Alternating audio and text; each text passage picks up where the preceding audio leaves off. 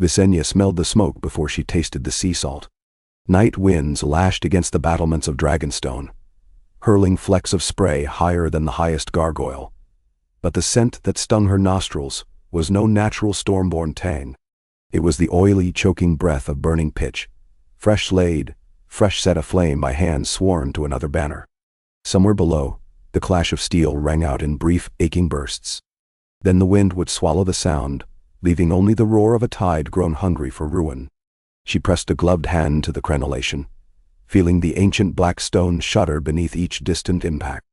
Dragonstone had survived 4,000 years of tempests and tremors, yet it felt fragile tonight. No keep but a carcass, ribs cracking one by one.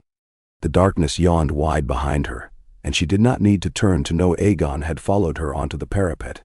She felt him as surely as a heartbeat. "They have taken the lower gate," he said, voice low, neither despairing nor calm. A statement of accounting, as when one tallies grain. Sir Eric Valerian is fallen. Visenya's jaw clenched. She had sparred with Sir Eric half her childhood. Rhaenys, still at the sea tower. Caraxes keeps the walls hot enough, but they'll cut the causeway at dawn. Visenya allowed herself one ragged breath of seaborne soot. Dawn was hours off, yet she could taste it already, the pale color of surrender, creeping up the horizon like rot. Why not meet them in the yard? She asked. Vhagar would feast. Aegon's boot scraped stone as he walked to the parapet's edge. Lightning flickered, illuminating the surf far below, a field of ghostly spears. Our foes are not fools. Argilaca's archers are salted with Mirish crossbows. They watched what Balerion did at Spicetown. They wait for us to take wing. Visenya heard the unspoken word. Us. Not me. Us, us. All three dragons at once could scour the beach clean and leave Argilac Durandon's fleet, a forest of blazing masts.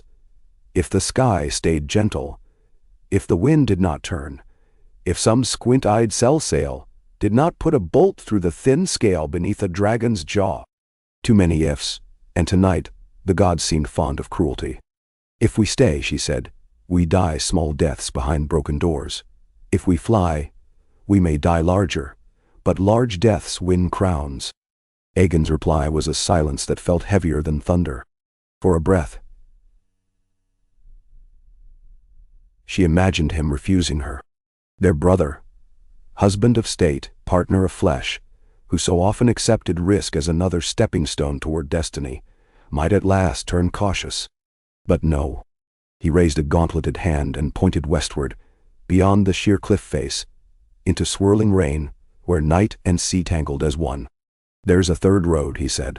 Away from Dragonstone, away from Westeros. Visenya turned fully, rain plastering silver-gold hair to her brow. Across the sunset sea, she demanded. Fables and fog lie that way. Perhaps, Aegon allowed. Perhaps lands unseen. But consider what remains here. Argilaca's Stormlanders hold our isle. The Dornish raid the marches. Harrenhal rises in cold defiance. The Lannisters will never bow. We set out to unite 7 kingdoms. On the very first step, we are thrown on our backs. He laid his hand upon her mailed forearm. A dragon that tramples through brambles to seize one goat's carcass may bleed itself to death before the lion even shows its teeth. Visenya's heart hammered. So we abandon our birthright? We postpone it, Aegon corrected. Nymeria crossed half the world to win Dorne. Who is to say the Targaryens may not cross a greater gulf, and return with fire beyond any dream these shores have known? Lightning split the sky once more, and she saw his eyes, dark wells of design, bottomless. There was no fear in them, only the same relentless arithmetic that had brought him to Dragonstone in the first place.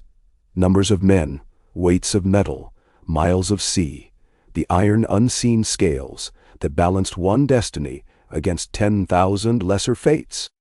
A gust slammed her sideways. She braced by instinct, feeling the island fortress groan. Somewhere inside its guts, a tower collapsed. A muffled roar, followed by the drawn-out shriek of stone sliding stone.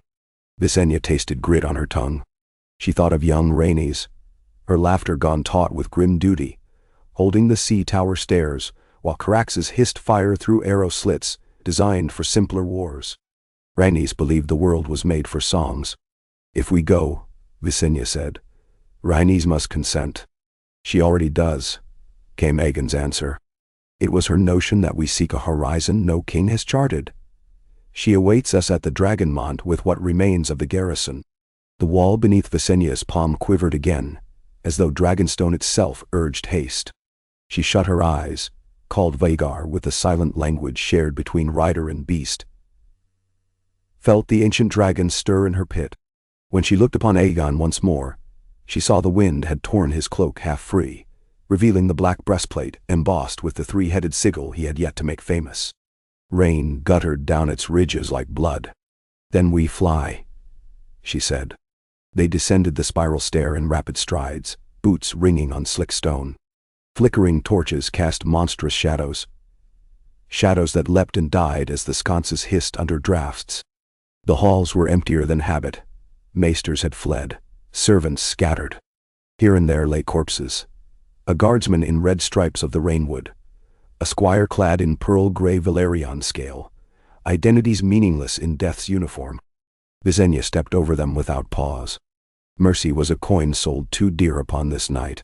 When they burst into the yard, the storm greeted them with 1,000 icy needles. Balerion, vast as a cathedral toppling sideways, crouched half-hidden behind fallen masonry, wings mantled. His eyes were slow, molten gold, reflecting every torch, every blaze of pitched roof. Vhagar waited beside him, leaner but near as long, scales gleaming jade were wet. Her tail smashed divots in the flagstones, impatience writ large. Caraxes coiled beyond, crimson and serpentine, neck sinuating as he breathed thin streams of orange flame across the shattered gate between inner and outer bailey. Soldiers ringed the dragons, what remained of the Targaryen loyalists, perhaps 200 souls. A squire hoisted a standard that drooped in soaking wind, red on black, turned to rust on shadow. Visenya saw faces she knew, Sir Lucamore Staunton, cheeks split open. Melara Celtigar, her pearl-white hair matted with gore. Maester Gerion cradling a cask of wildfire he would never live to spend. They looked upon Aegon and stood straighter, though everyone understood they were beaten. Aegon raised his sword, Blackfire, but did not speak. The clangor of rain upon mail, upon helm, upon broken stone was speech enough. He gestured, only that, and the weary knights moved to form 3 ragged wedges. Those without mounts climbed crates and rubble to reach Balerion's colossal shoulders, strapping themselves with chains meant for anchors. Others hastened to Vhagar, half the size but still a fortress of flesh, clambering beneath her barbed wing bones. Caraxes accepted fewer passengers. His sinuous back had room only for Rhaenys and a clutch of archers. A dozen remained on foot, vowing to delay pursuit. Visenya could not spare thought for them. Aegon had chosen his sacrifice. Thunder rolled. Somewhere beyond the yard gates, a great horn sounded. The Storm King's signal. Arrows hissed over the wall, black streaks lost in black sky. One clattered off Visenya's pauldron, another buried itself in a groom's throat. With a whisper, she took the groom's knife and cut the mooring rope that bound Vhagar's maw shut. Chains cascaded. She vaulted onto the saddle, felt the welcome scratch of raw scale through wet leather. Rain drummed. "Dracarys," she murmured. Vhagar's chest expanded. The yard burst into riotous yellow. Fire roared across the parapet, incinerating a line of archers silhouetted in sudden brightness. Stone turned orange, then white, then ran like wax. The smell of charred flesh drowned the scent of pitch. Yet even as flame plumed, thunder answered, not the sky's voice, but the boom of scorpions. Bolts thicker than a man's arm whistled up from the darkness beyond the walls. One slammed into Vhagar's left wing, tearing membrane and bone. A second splintered against her flank, scales ringing like anvils. Visenya snarled, more beast than woman for a heartbeat, and hauled the reins. "Fly!" she shouted. "Fly, you old bitch." Vhagar launched. Wind punched Visenya's chest as the yard dropped away, torchlight shrinking to pinpricks. Balerian's black wings thundered past, each beat a moving eclipse against the lightning. Caraxes leapt after, arrows peppering his crimson hide like summer hail. Rain turned to horizontal knives, but they climbed, higher, into a night that trembled with stormfire. Below, Dragonstone burned and bled, and the sea swallowed the screams. They gathered above the Dragonmont, riding the gale like 3 scars upon the face of heaven. Visenya saw Rhaenys circle Caraxes around Balerian's spiked tail, her braid whipping gold tendrils through rain shadows. She waved. Visenya answered with a clenched fist. To Rhaenys, a promise. Aegon guided Balerian closer, until Visenya could all but speak without shout. West, he called. There is a break in the storm. Keep water under us till dawn. Where shall we land? Visenya demanded. Where the world ends, Aegon said, and wheeled the black dread into the western dark. They flew. Hours blurred into a single unbroken chord of wind and rain, and the dull ache of muscles clamped in leather. No sail lights dotted the sea. The sunset horizon was a wall of ink. Behind them, the glow of Dragonstone flattened itself against the clouds, a dying lantern. Visenya tried not to count the leagues. She had been taught that beyond the lonely light lay only endless water, but maesters taught many lies. Dragons did not respect maps. They drew them. Sometime after moonset, the storm guttered out. Stars emerged like shards of shattered glass caught in moonlit tidal pools. Wind gentled. The dragons glided, exhausted but resolute, sails of living flame. Below, the sea no longer thrashed. It breathed. Visenya dared unclench her hands from the pommel. Her gloves left threads of skin on the worn leather. She tasted blood in her mouth from biting hard each time Vhagar's wounded wing twitched too violently. The old girl kept her altitude. Loyal. Loyal. She glanced at Aegon, silhouetted ahead. His cloak streamed behind, caught on a spur of Balerian's neck ridge. In repose, he looked almost small atop the continent of scaled flesh. But there was nothing small about the thing he had wrought tonight. He had torn their fates from a house of crumbling stone, and cast them upon this vast wet void. No chart, no port, no pledge of safe harbor. It was madness. It was genius. It was the only move left. The first blush of dawn bled up behind them hours later, a smear of carnelian on the edge of the world that had betrayed them. The sea before remained black. Yet as sunrise chased night away, shapes coalesced. Far, faint, fingers of pale mist that might hide land beneath. Visenya blinked salt from her lashes. Not clouds. Not waves rising. Peaks. Rhaenys cried out. A wild whoop carried across the gulf. Caraxes banked. Balerian answered with a roar, half joy, half warning. Visenya tasted sudden electric wonder. Land, coal. Islands at least, perhaps more. Veiled in thick morning haze, but incontrovertibly stone. Not water. Aegon's voice rang, ragged with triumph. There, we bid farewell to old crowns. Let us claim new. They descended. Visenya felt Vhagar's heartbeat, thrumming through the saddle as she angled toward a narrow beach of dark sand. Towering cliffs soared beyond, broken by waterfalls that spilled milk into the surf. Strange birds wheeled overhead, black wings flashing silver in dawn. No smoke, no sail, no sign of habitation. A world untouched. Vhagar's talons sank into wet sand with a crunch. Sea spray hissed against hot scale. Visenya dismounted, knees buckling until numb legs recalled purpose. She strode a few uncertain paces, then knelt, plunged her gauntlets into the sand, let it run through her fingers. It was coarse, speckled with green glassy fragments. New sand, she thought, torn from volcanic cliffs by newborn waves. Rhaenys splashed knee-deep into the water, laughing like a girl uncaged. Caraxes coiled behind her, tail flicking foam. Aegon alone remained mounted, surveying the encompassing cliffs with eyes that already measured battlements.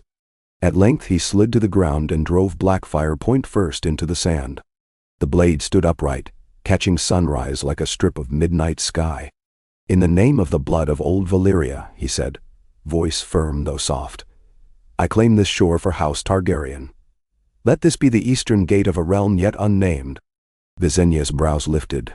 "Eastern gate?" she echoed. "Then you believe there is more, beyond these cliffs?" "There is always more," Aegon answered. "They built no fires, caution, until they knew whether other eyes watched. They feasted on cold rations, heartbeats slowing now danger did not press. When the sun climbed, they ventured inland through a narrow gorge, singing with unfamiliar insects. Trees of pale trunk and broad cobalt leaves arched overhead, filtering light into mottled cerulean patterns upon mossy ground. Streams coursed through stone channels that smelled faintly of brimstone. Here and there, crystalline formations jutted from earth like teeth. Mid-afternoon found them atop a ridge overlooking a valley hung with spirals of steam. Pools of turquoise water dotted its floor.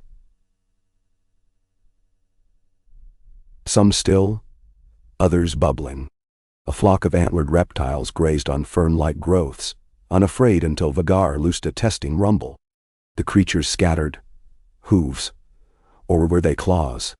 Drumming. "Dragons will feed," Rhaenys whispered. "And we with them." Aegon knelt beside a jagged shard of obsidian half-embedded in soil. He pried it free, weighed it in palm. At length he spoke, soft but sure.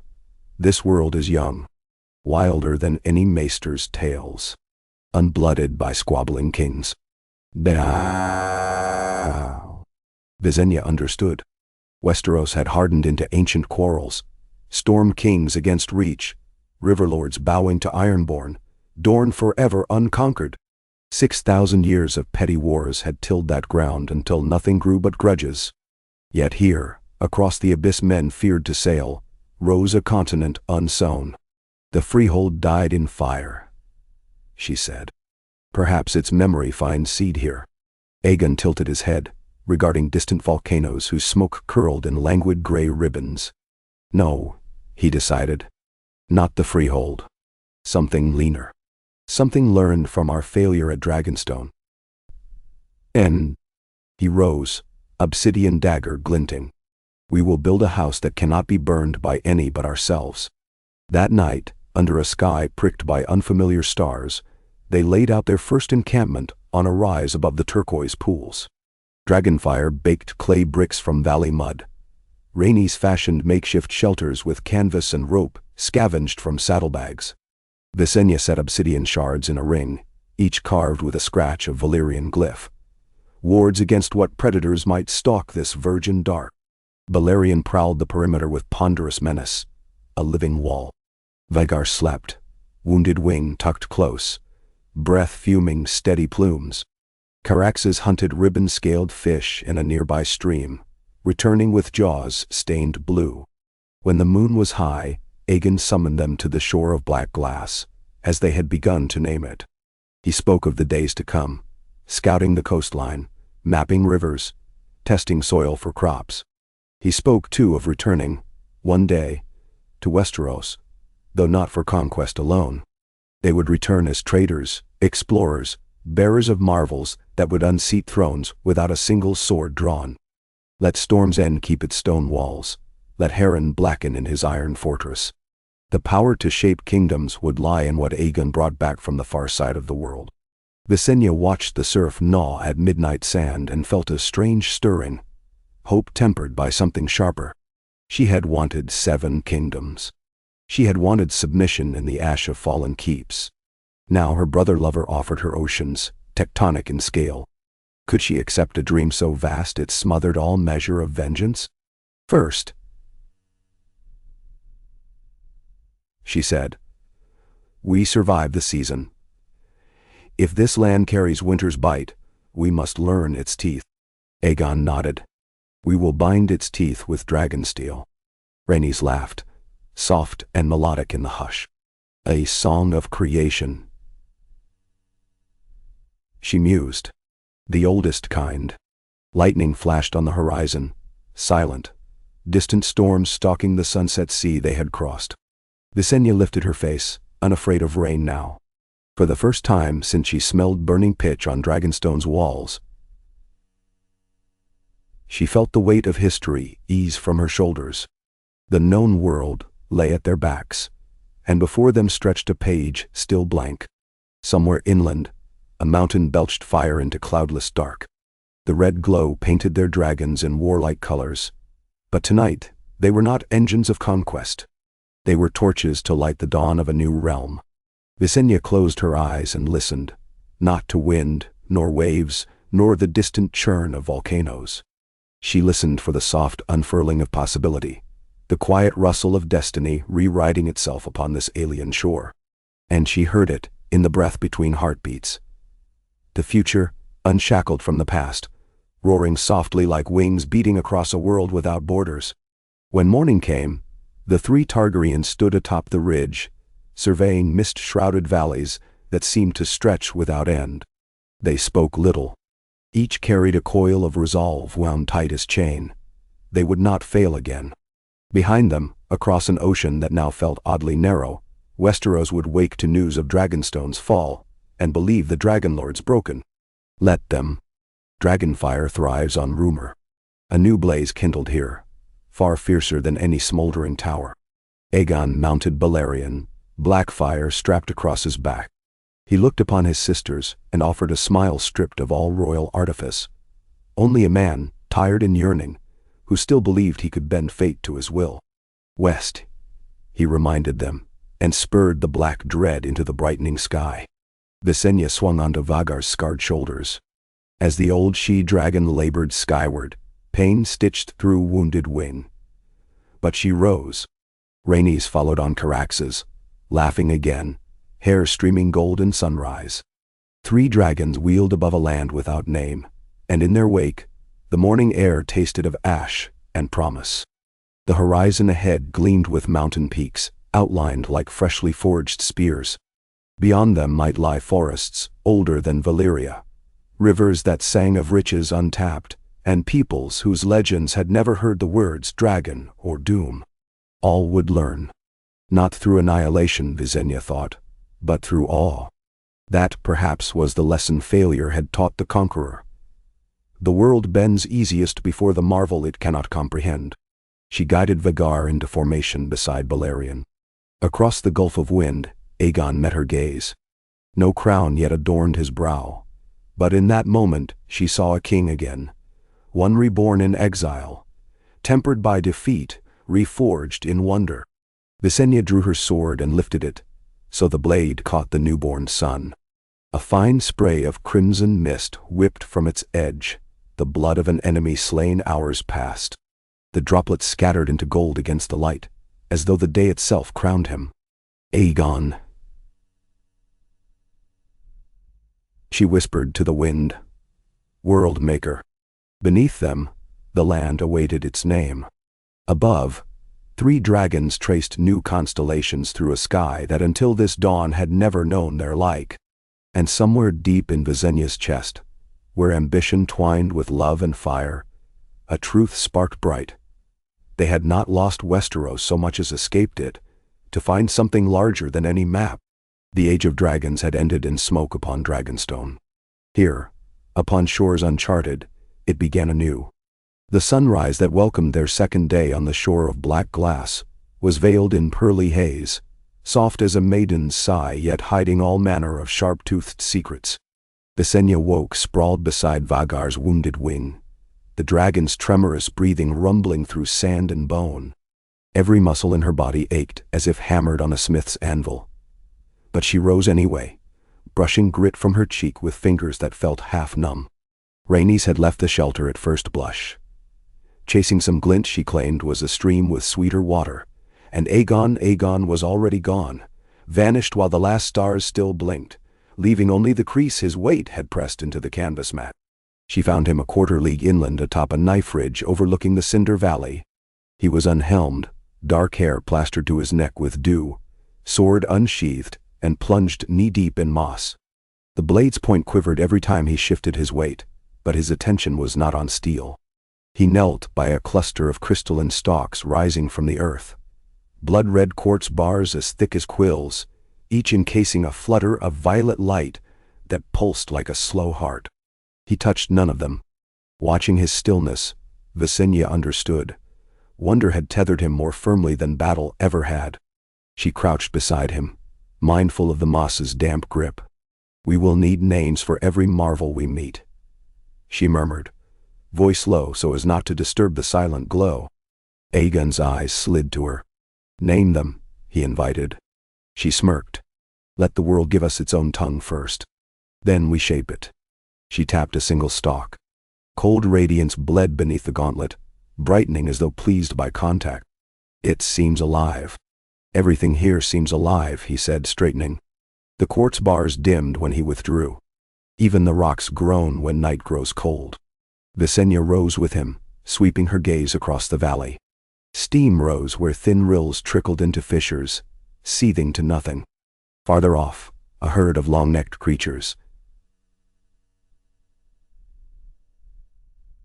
scaled, gray-green, maned with fronds, drank at a pool whose glassy surface flexed whenever they bent their double-jointed knees. They had horns. She saw now, but the horns sprouted sideways like the handles of amphorae. She had seen manticores on Lycene tapestries, wyverns, krakens hauled half-rotted onto Myrish docks. Nothing looked like these. Their breath fogged the air, though the morning was warm. "We will take one," Aegon said, already measuring distance, slope, the dragon's wounded wing, his rider's fatigue. He touched her elbow. "Not today. Let the mounts mend." Vagar could hunt from sky once leathery sinew knit. Caraxes and Balerion required little. But Visenya understood the unspoken fear. A quarrel lodged in lung or belly unseen. A splinter that festered. A wing tear that widened mid-flight. Their dragons were weapons. Weapons dull if overused. So they would stalk, not chase. Learn, not burn. They descended in silence, broken only by cicada-like clicks, drifting through the fern canopy. By the time they reached camp, Rhaenys had returned, cheeks flushed. She held a ribbon of silver water cupped in her palms, letting it leak between fingers. "It tastes of lime," she declared, eyes bright.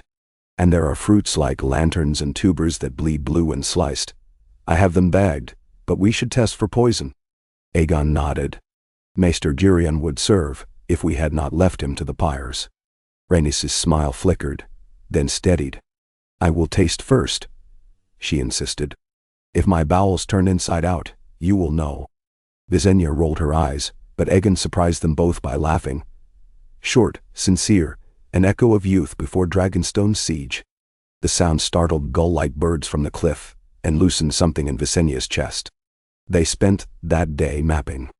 Rhaenys climbed Carax's shoulders to scout the coastline, while Aegon and Visenya set stone markers every 100 paces along the gorge. The tide left strange detritus, spiraled shells hard as steel, floating bulbs whose translucent skin crackled with tiny sparks, driftwood so light it tried to rise when not weighed down. Visenya pocketed a shard the color of clotted cream streaked with luminescent green. Later, it would glow faintly whenever her hand strayed to the hilt of Dark Sister, a coincidence she chose not to share. By dusk, they had traced their black sand beach north to a wedge estuary where two rivers met. The delta fanned into shallow flats teeming with fat-bodied fish, whose backs bore shimmering dorsal sails. Flat stones jutted underfoot, each hold clean through as if bored by patient demons. Rhaenys painted crude sketches on parchment, estuary mouth, twin forks, possible high ground for a holdfast. When the parchment grew damp, she etched marks onto driftwood and branded them with a hot knife. Visenya watched her sister work, candlelight gilding the curve of brow, and felt again the tug of something beyond blood, beyond marriage pledge. Rhaenys had always been the dreamer. Now every breath they drew was a dream. That night, Aegon named the rivers, the Wing and the Fang, because their meeting point cradled the sandbar shaped like a dragon's jaw. They set sentries. 3 men with crossbows scavenged from Valerian corpses, though no sign of men had yet been seen. Beyond the thin ring of bricks half-baked by dragonfire, the jungle crooned with nocturnal life. Once, deep in the watch, a roar sounded, basso and lingering, almost feline in timbre. The dragon stirred but did not rise. Visenya lay awake, counting breaths, imagining eyes behind every fern. Dawn found her still counting. 3 days passed in slow concentric circles. They learned the tubers did not kill, though they stained teeth indigo. The lantern fruit left tongues tingling but roused hunger more keenly. Soon they ate them half-ripe for energy. Fish were plentiful. Caraxes favored them raw, slapping dozens from the shallows with casual sweeps of tail, while Rainey's discovered the flesh firmed white when set on heated obsidian. They named the platters dragon eggs and laughed. Leatherwing bats large as eagles nested in cliff caves. Their guano burned with acrid smoke, but could be diluted into fertilizer. On the 4th morning the scouts found footprints. Humanoid, barefoot, 4 long toes instead of 5, each tipped with a callus knob. The prints emerged from the southern tree line, skirted a tidal pool, vanished amid volcanic rocks. They were fresh. Dew still clung along their rims. Aegon examined them at sunrise light, lips a straight line. "We are watched." Visenya's pulse quickened, though she could not name whether it was excitement or dread. "Then let us watch back."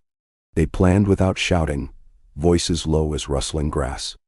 Rhaenys would remain in camp with Vagar grounded beside her.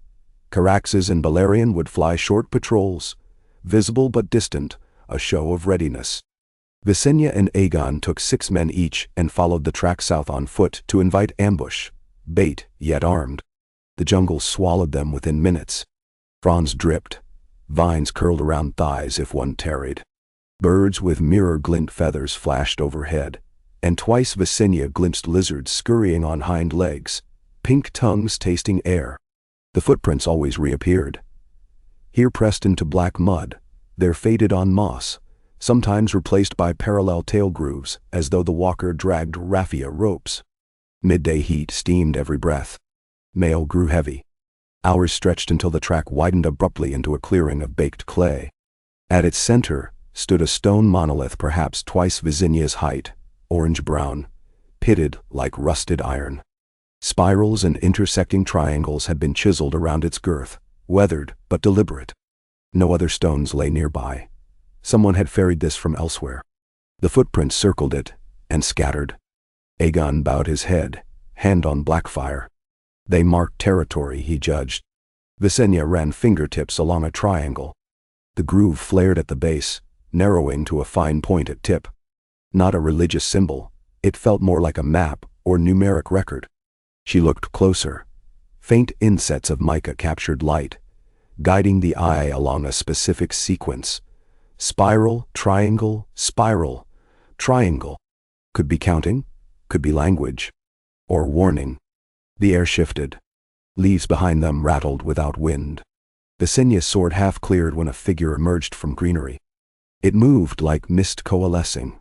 Tall, slender, skin the gray-green of lichen, limbs jointed subtly wrong. 4 toes as on the prints, long nails horn-white. It wore no leather, no cloth, only bands of what looked like woven silver grass twining chest and thighs. Eyes, almond and dark in daylight, fixed upon Visenya first, then rose to Aegon. No one spoke. The jungle hush thickened until heartbeats hammered the only drum. Aegon kept his blade sheathed, a deliberate message, and stepped forward a single pace. "We greet you in peace," he said in High Valyrian, then again in the common tongue. The creature's expression did not change, but its nostrils flared. Visenya sensed Archer's tightening grips behind her. She lifted one gauntlet, palm outward. "Lower," she ordered softly, not taking gaze from stranger. The creature tilted its head, considering. Then, with slow grace, it touched 2 fingers to its own chest and moved them outward in a semicircle, as if offering something or pushing something away. Gesture ended, it waited. Aegon mimicked the motion atop his breastplate, drawing his hand outwards. The creature dipped its chin once, then pointed to the monolith and tapped a spiral. After, it sketched a wave in the air. Palm down, a ripple motion. "Water," Visenya guessed aloud. She repeated the ripple. The stranger blinked once in affirmation.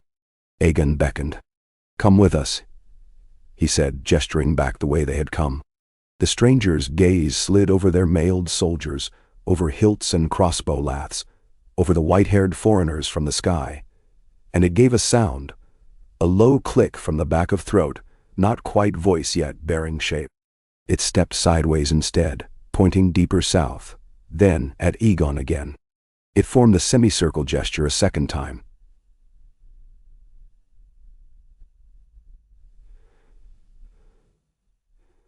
Insistent. It invites only you, Visenya warned, stepping beside him. But the creature repeated the wave. Water. Perhaps river. Perhaps... bargain. Aegon studied the jungle mouth, opaque green gloom. He said quietly, "If they wished slaughter, they might have ringed our camp last night. I will go."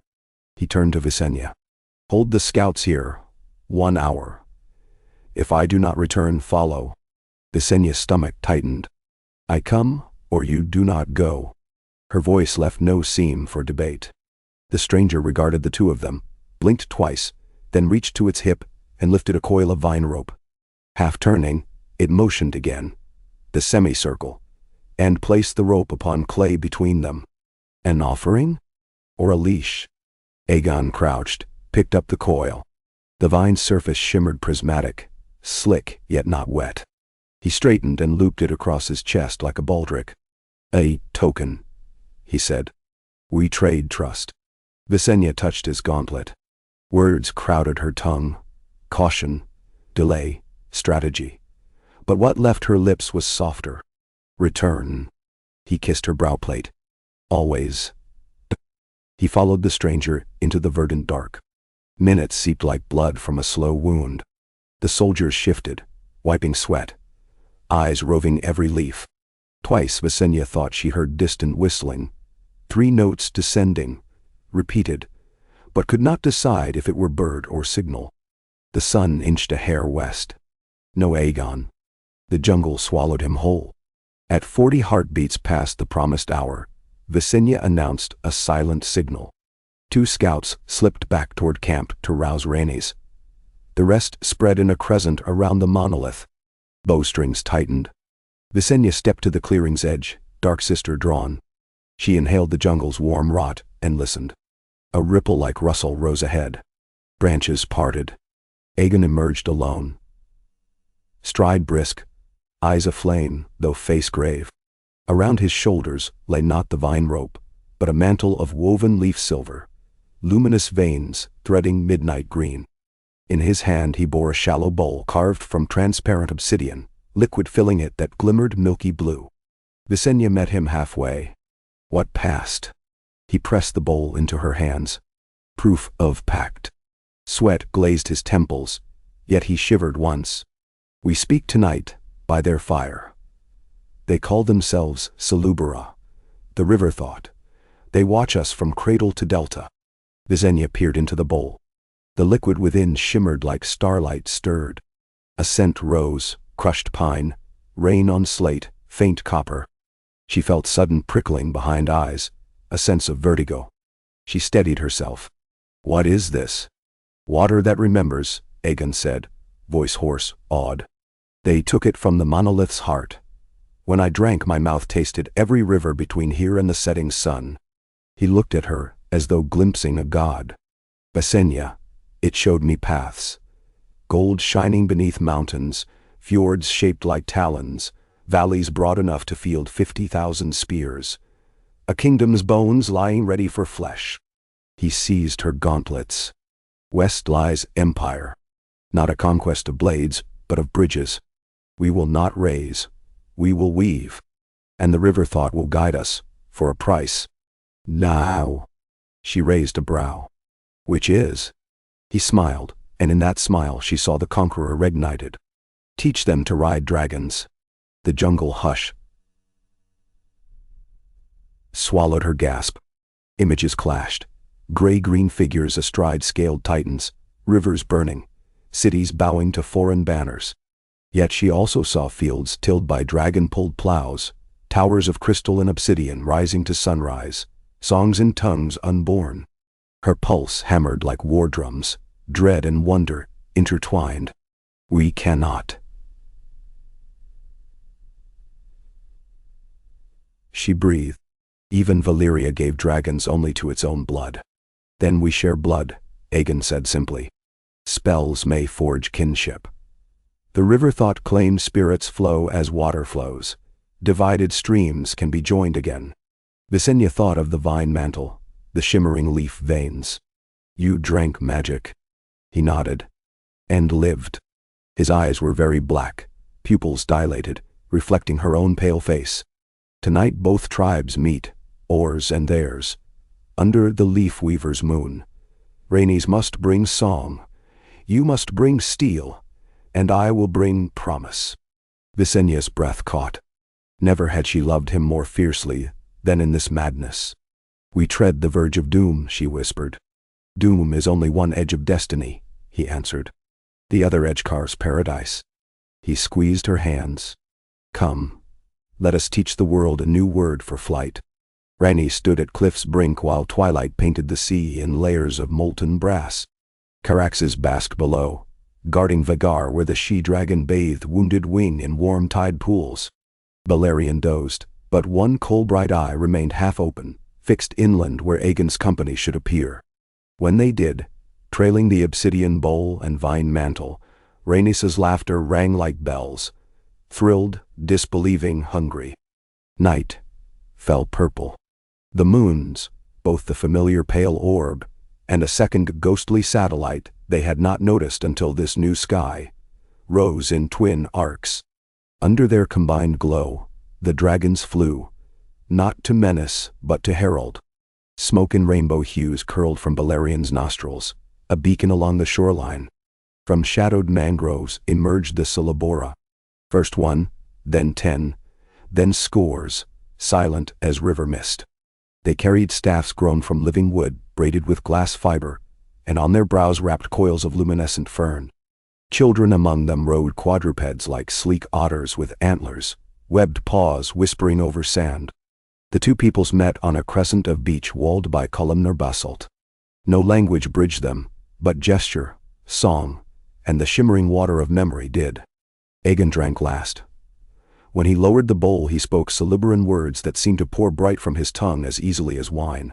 The river thought leader, a lithe elder draped in robes of woven rain, presented a coil of eggs smaller than fists, translucent and veined gold.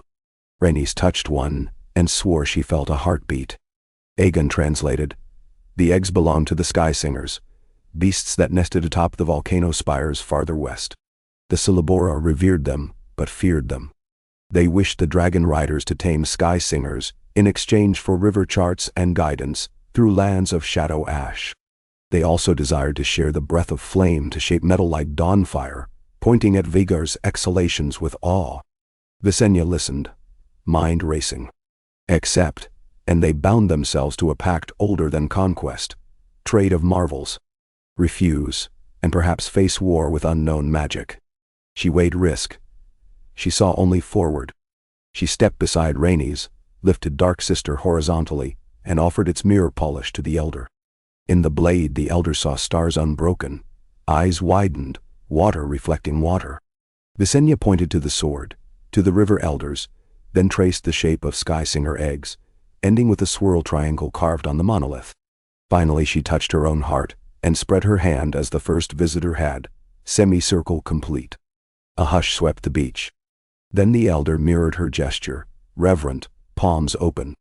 A chorus of soft clicks arose, wordless accord. The pact was sealed. No maester's wax, no septon's rights, only water and flame and breath between worlds. Balerion roared, towering black against twin moons. In that sound Visenya heard graveyards cracking open, cities trembling, banners snapping in winds born decades hence.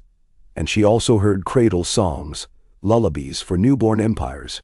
Rhaenys caught her hand. Squeezed till knuckles ached. We birth tomorrow, she whispered. Visenya watched Aegon stand among river spirits glowing like embers in night dew, felt dragon heat at her back, and knew the conquest had begun anew. This time not with iron and blood alone, but with the alchemy of wonder, binding peoples by the sheer impossibility of what they could create together. In the hush before dawn, they flew with their new allies to the volcanic highlands. Spirals of sulphurous vapor curled around basalt needles. Skysinger cries echoed, keening flutes piercing thin air. The Syllabora rode slung beneath baskets woven of reed metal hybrids, trusting dragons to bear them. As sunrise bled gold through fumes, Visenya saw the first Skysinger streak overhead. Wings translucent amber, body shaped like a manta ray crossed with swan, tail trailing filament lightning. It shrieked at Balerion, fearless, radiant. Rhaenys gasped. Even Caraxes seemed stunned. Balerion banked slow, powerful. Visenya caught Aegon's words ripped free on wind. Not conquest, courtship. They would tame without chains, lure with song. She thought of Valyrian dragon horns, of cracked whips and seared towers, and felt the script flip inside her. For the first time dragons might learn gentleness, might dance with cousins not yet known to men. A world reborn indeed. They spent 9 days among the volcano spires. The Syllabora brewed incense of quartz sap that sent the Skysingers drifting drowsy, docile. Rhaenys sang ballads in High Valyrian, notes echoing through magma vents till the air vibrated like a harp string. Aegon wove high cries that matched the flyers' natural calls.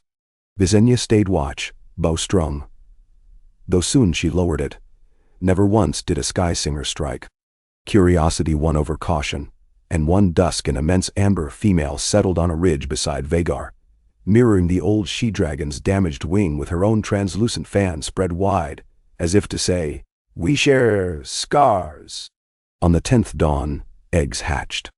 Syllabaran midwives guided damp neonates, delicate skeletal wings beating at nothing, into shallow geothermal pools. Aegon crouched nearby, water to his elbows, guiding with open palms. One tiny Skysinger fluttered onto his forearm, discharge of sparks crackling harmless against his damp skin. Visenya watched him weep and did not jest. She felt tears in her own throat, walled. When they flew back to the coast, the dragons escorted a swarm of juvenile Skysingers that glimmered opalescent in sunlight, braiding around reptilian titans like living streamers. On shore the soldiers gaped. Some fell to knees. Visenya dismounted and tasted the sea mist. Brine, smoke, new beginnings. Aegon assembled them before the basalt wall. His voice carried, steady, across sand and surf. Here we stand not as conquerors, but as custodians.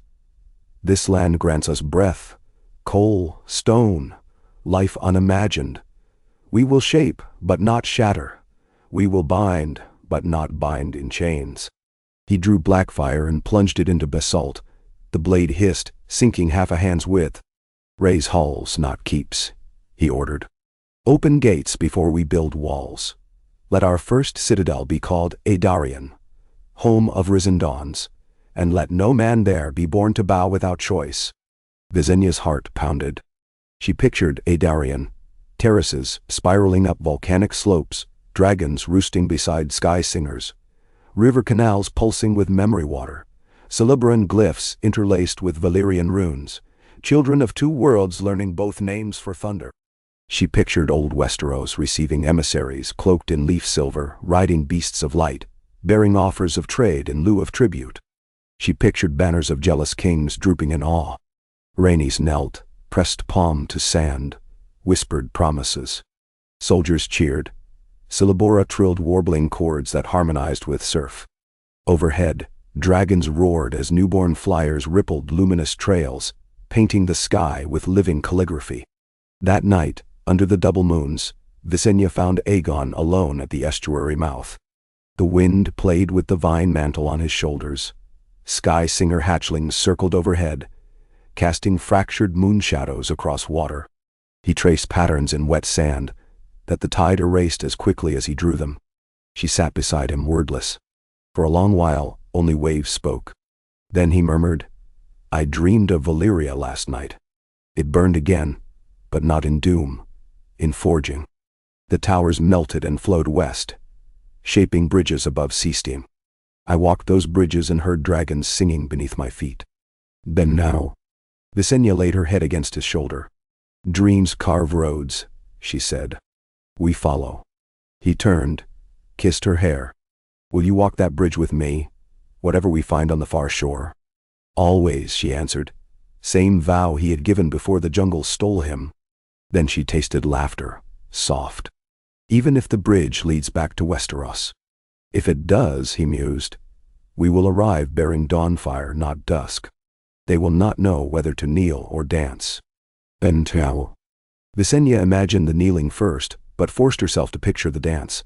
Lords of storms and whirling with river shamans, maesters scribbling equations of memory water, septons blessing sky singer hatcheries. Her smile grew fierce. "Let them learn," she said. A spray of phosphorescent fish burst from the estuary, chased by a hatchling whose wings shimmered rose gold. Water beads scattered like shattered stars, arcing through moonlight. Some landed on Visenya's gauntlet and stuck, glowing for heartbeats before dimming. She turned her hand, mesmerized. "A world reborn," she whispered. Aegon drew her to her feet. Together they walked the shoreline, every step chasing foam that retreated then surged, as though the sea itself played child's games with their fates. Behind them, firelit shapes raised the first scaffolds of Aegon. Poles of glasswood driven into sand, platforms woven of basalt fibers, torches burning blue as dragon flame. Music drifted. Silubaran whistles intertwined with Valyrian verse, strange yet familiar already, like a heartbeat recalled from the womb. Visenya paused to watch, and suddenly she saw centuries unspool. Towers rising, banners unfurling, sky singers gliding beneath sunrises painted in colors no Westerosi poet had words to name. She saw children both gray-green and silver-gold, learning to ride dragons small enough to nest on rooftops. She saw fleets of crystal-plated ships crossing the sunset sea eastward, carrying spices that glowed and metals that sang when struck, carrying peace tokens to Storm's End and Old Town, carrying knowledge and a rumor that beyond the world's rim an empire lived not by iron but by wonder. And she saw war too, for men always raged when their certainties cracked. She saw Lannister galleys bristling with scorpions, stark direwolves howling at foreign constellations, red priests proclaiming a new lightbringer. She saw dragons fall, and sky singers burn, and yet amidst all the blood she witnessed bridges enduring, woven of memory water and vine silver and trust, hammered in dragonfire. She exhaled, tasting salt on her lips. "We will bleed," she warned. Aegon nodded. "So the world may heal larger." They linked fingers. The tide washed over their boots, cool, insistent, then slid away. As they stepped forward, their twin footprints filled with silver phosphor, glowing a moment before fading, a promise written in waves. Behind them, Aedarian's first torch flared, catching a beam of moonlight, and for an instant the newborn citadel seemed to float, untethered, poised upon the cusp between sea and sky. Visenya smiled into the dark. "Let the histories argue how the conquest truly began," she said, voice soft but carrying, "for tonight we know. It blooms here, where dragons first learned to dream anew." And with that, she and Aegon turned toward the fires, where Rhaenys waited beneath a storm of hatchling wings, and walked into a future aflame with impossible light. Rhaenys woke first to the scent of heated obsidian and the gentle hiss of rising steam. Dawn spilled like molten amber through the woven lantern walls of her sleeping awning, staining every thread gold. Outside, the young sky singers chirruped in their makeshift enclosure.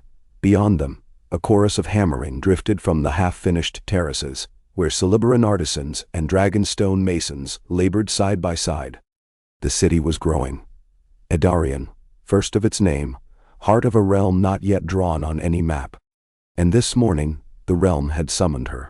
She splashed her face in a basin scented with lantern fruit rinds, then stepped barefoot onto the still cool basalt walk. Down the slope, the narrow delta of the Wing and Fang rivers shimmered under rising mist. She saw the dragon pens at the opposite bank, crude platforms of glass wood and stone, but they sat empty now. Caraxes was already aloft, wheeling lazy spirals above the valley. Somewhere farther west, Vhagar drifted on thermal columns, her wounded wing mended to near full stretch. Balerion, old, deliberate, roosted upon the volcanic ridge like a living fortress, black scales catching sunrise in dull red shards. Closer at hand, the curling framework of the dawn forges rose out of scaffolds. Valyrian steel chimed against Celeborn glass fibers there, and the mingled clangor beat time with the pulse in her veins. She had dreamed of such harmony, but to hear it waking filled her chest with a lightness she had never felt in any keep of Westeros. A glint of silver vine mantle at the estuary mouth told her where Aegon lingered. She found him stooped beside the memory water cistern, speaking softly with Elder Lokai of the river thought. Their voices hummed like twin streams. Between them floated a polished obsidian globe no larger than an apple, within which motes of blue light swirled. As Rhaenys approached, the elder's almond eyes flicked up, acknowledging her with a simple tilt of the chin. "Good," Aegon said, turning. "You should see this." Lokai murmured a phrase. 3 rising clicks, trailing into a sigh. The globe's interior brightened until it cast indigo shadows on their faces. Rhaenys leaned closer, and the lights within resolved into something like a map, coastlines traced in liquid sapphire, dotted with hovering sparks. "This river vision shows every vessel within a day's sail," Aegon explained, voice tightly controlled, excitement tempered by worry. He pointed to a cluster of sparks moving eastward, away from their unknown continent. "Last night there were none. Now, a flotilla departs the cove 10 leagues south, and there," his fingers slid northward, "another spark, stationary behind a headland. A scout." Rhaenys felt a chill. "Stormlanders, or Cell-sails flying any banner coin will buy." He straightened, mantle whispering leaf silver. The Celeborn carried word to every fishing hamlet along this coast. No strangers approach unseen. Still, if Storm's End has survived our exodus, Argilac will hurl ships westward the instant rumor places us ashore. The king who thinks himself a tempest fears only what lies beyond his horizon, Lokai observed in halting Valyrian. Yet horizons move when you walk. Rhaenys smiled at the proverb but did not miss the gravity beneath. "We should send greeting," she said, "before they reach us sword first." Aegon nodded. "A true envoy, dragon and river alike. I will ride Balerion with 2 Celeborn leaf weavers. We find their scout, speak peace. Show marvel. If hearts harden, at least we see them early. N.E. I ride too," Rhaenys began, but he shook his head. "I need you here," he said gently. "Today, the sunlooms are lit. The first dawn steel must be forged under your song, or the river thought will deem the metal half-sold." She frowned, but accepted. Duty often meant staying when her blood yearned to fly. "Visenya?" she asked. "Already patrols Vagar northward. She will watch above while we speak below." Rhaenys exhaled, kissed his cheek. "Return whole," she murmured. "Always," he echoed. The forged terraces of Aegon rose in staggered arcs, carved into the basalt cliff like seats of a grand amphitheater facing the sea. Each platform held a furnace shaped from river clay and obsidian bricks. Above them stretched lattices of vine silver and translucent fiber that captured sun rays, concentrating heat until the air shimmered. The Celeborn called these constructs sunlooms, and they thrummed softly, tuned by leaf weavers who plucked shining strands like harpists coaxing flame from stone. By mid-morning thousands gathered, Targaryen soldiers in drake scale, Celeborn river clans in woven reed armor, craftsmen from Valyrian bloodlines long hidden at Dragonstone, even children chasing sky-singer hatchlings that darted through lattices with rainbow wings. High above, Caraxes perched upon a basalt pinnacle, his throat pulsing with low song that steadied the beat of every heart below. Rhaenys stood at the central furnace, hair braided with shining glass fern, sleeves rolled high. Before her lay paired ingots, one dull black, dug from the obsidian quarries inland, the other white gold, a mysterious ore the Celeborn harvested from vent chimneys at sea. When fused correctly, they promised a metal light as vine and strong as dragonbone. She raised a smith's hammer wrought from sky-singer bone and struck the first ingot. The note rang pure. She lifted her voice in high Valyrian verse. a lullaby once sung to egg clutches, centuries gone. Around her, Silaburan singers joined, weaving clicks and flute trills into the melody. Flames burgeoned, translucent blue. The sun-loom threads glowed, funneling radiance. Slowly, oars softened, edges blurring like candle wax. Rhaenys guided them together, murmuring harmony. At first the metals repelled, sparking. Then under sustained song they mingled, forming a braid of molten pearl and midnight. She pressed harder, sweat beading. The audience fell silent, but for breath. A sudden tremor rippled beneath her feet. The furnace cracked along one edge. Gasps rose. Rhaenys steadied the crucible, heart lurching. A thin fissure in the basalt terrace widened, emitting sulphurous vapor. Some smiths stumbled back. Yet she could not break the song. One falter, and the fusion would fail. "Hold," she ordered, voice merging command with lyric. The sun-loom above her vibrated violently, threads thrumming out of tune. Caraxes roared, wings half unfurled. Rhaenys shifted stance, bracing against aftershocks. The Silaburan singers adjusted rhythm, dampening dissonance. Little by little, the quake eased. When stillness returned, the ingot sat whole, seamless, shimmering like dusk and dawn captured in one bar. A cheer burst from every throat. Rhaenys exhaled shakily and raised the newborn dawnsteel high. It refracted morning light into living color that danced over the crowd. She saw awe on faces hardened by war. And for a heartbeat, memory flashed. Dragonstone walls aflame, ash-choking lungs. That night had birthed exile. This day birthed promise. As the forged terraces erupted in jubilation, a single thunderclap rolled overhead. Caraxes snapped eyes skyward, not storm, but distant wings. Rhaenys shaded her brow.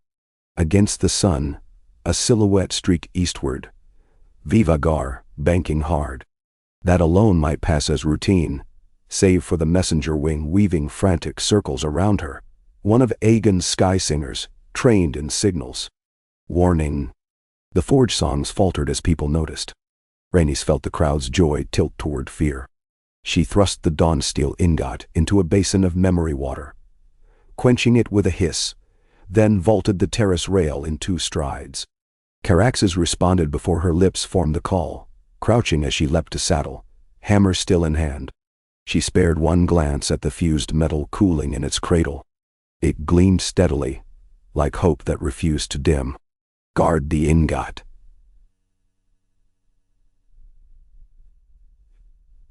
She shouted to the nearest Silaburan sentinel. It is our future. Then Caraxes launched, scarlet wings shredding thermals. Rhaenys climbed after Vhagar's fading shadow, forging sky between heartbeats. Aegon saw the Stormlander galley 2 miles off, its tattered sails snapping beneath cliffs. The hull bore the crown stag sigil, though half the paint scoured away. On the narrow deck stood 40 men, archers, spearmen, a few maesters clutching raven cages. At the bow, a helmed knight brandished a scorpioned crossbow rigged on pivot. The weapon tracked Balerian's descent with fearful precision. The Conqueror kept the black dread at respectable distance, hovering above sea like a thundercloud. His leaf-weaver companions clung to harness rings, emerald cloaks whipping. Aegon raised an open palm, signaling truce. The knight did not lower the scorpion. The men crowded aft, casting nets into seawater as if they could snare the sky itself. Aegon breathed once and addressed them in the common tongue. I am Aegon of House Targaryen. I come with words, not war. Lay down your bolt. Then Shawandi. A rumble like distant avalanche rolled from Balerian's throat, pointed punctuation. The knight hesitated, then jerked a hand downward. 2 sailors cranked the scorpion into standby position. The air eased a fraction. Speak your peace, Dragon Lord, the knight called, voice brittle. And speak quick, lest storms eat us both. Aegon guided Balerion to hover closer, yet high enough the deck crew must crane their necks. You are far from any Stormlands chart. Who commands here? I am Sir Edric Errol, the knight replied. Argilac's banner still flies. Argilac is dead, Aegon said quietly. He fell at the last storm 2 years past. Storm's End bends now, to house Baratheon. Murmurs swept the crew. Some spat, others crossed chests. Aegon continued. We hold no quarrel with Storm's End. My line has chosen another path across sea to lands unclaimed. Return east with this knowledge. The dragons live, but we seek trade, not conquest. Let none cross beyond the lonely light with axe in hand. Before Sir Edric could retort, a Celebrian leafweaver lifted the obsidian globe of river vision. Lights flickered within, casting azure gleam over startled faces. Then the weaver unstoppered a memory water vial and poured a single drop into the sea. It spread in an iridescent swirl, blooming like dawn beneath waves. The sailors gasped as schools of silver fish surfaced, drawn by unseen tide, forming spiraling patterns that echoed Celebrian glyphs, river thought made visible. This is gift, Aegon said. Water that remembers drought and brings rain. Harvest one drop for each acre, and your fields will sing beyond winter. He tossed a second vial downward. It struck deck planks and did not shatter but melted, merging with wood. A fine mist rose, smelling of pine and rich loam. Crewmen staggered, shocked by the sudden scent of forest in mid-ocean. Take this home, Aegon finished. Learn truth of our purpose. He reined Balerion upward. A final word drifted down. Choose wonder. As they banked, Aegon glimpsed the knight's helm tilt skyward. Visor lifted, eyes wide. He hoped awe would root deeper than fear. But when Balerion wheeled over the headland, dark shapes rose on the horizon. 5 more galleys, sails full, prows armored, each sporting dual scorpions. The envoy had been a lure, Aegon realized, and now the net closed. He swore softly. How quickly fascination turned to greed. A coil of dread tightened. Balerion answered with a rumbling snarl. Yet battle alone could not solve this tangle. He needed diplomacy's sword forged sharper. He needed Visenya and Rhaenys. He flared wings for altitude, but before he cleared the ridge, Vhagar roared overhead. Shadow blotting sun. Caraxes followed, blood-red comet at her heels. Relief surged through Aegon's marrow. Dragons 3 might outmatch galleys 5. Yet he sought not massacre. Vhagar circled once, Visenya's face grim. Rhaenys guided Caraxes closer, reading his gaze. Aegon signaled. Show strength, no fire. Dragons stooped through cloud into full view of the flotilla. The galleys heeled in sudden fear, but archers knocked anyway. Scorpions angled skyward. Hold, Aegon muttered. Steady, old friend. Balerion's wings beat thunder, but he did not flame. Visenya brandished Dark Sister, the blade's Dawnsteel sibling now sheened brilliant. She slowed Vhagar to a hover directly above the lead galley. Rhaenys swung Caraxes across the fleet's rear, corralling retreat. Then, in a move that stunned even Aegon, she began to sing. Her voice carried over wind, over surf. A clear note lifted from Forge Terrace memory. It mingled with Caraxes' undertone, and the wing whistle of young sky singers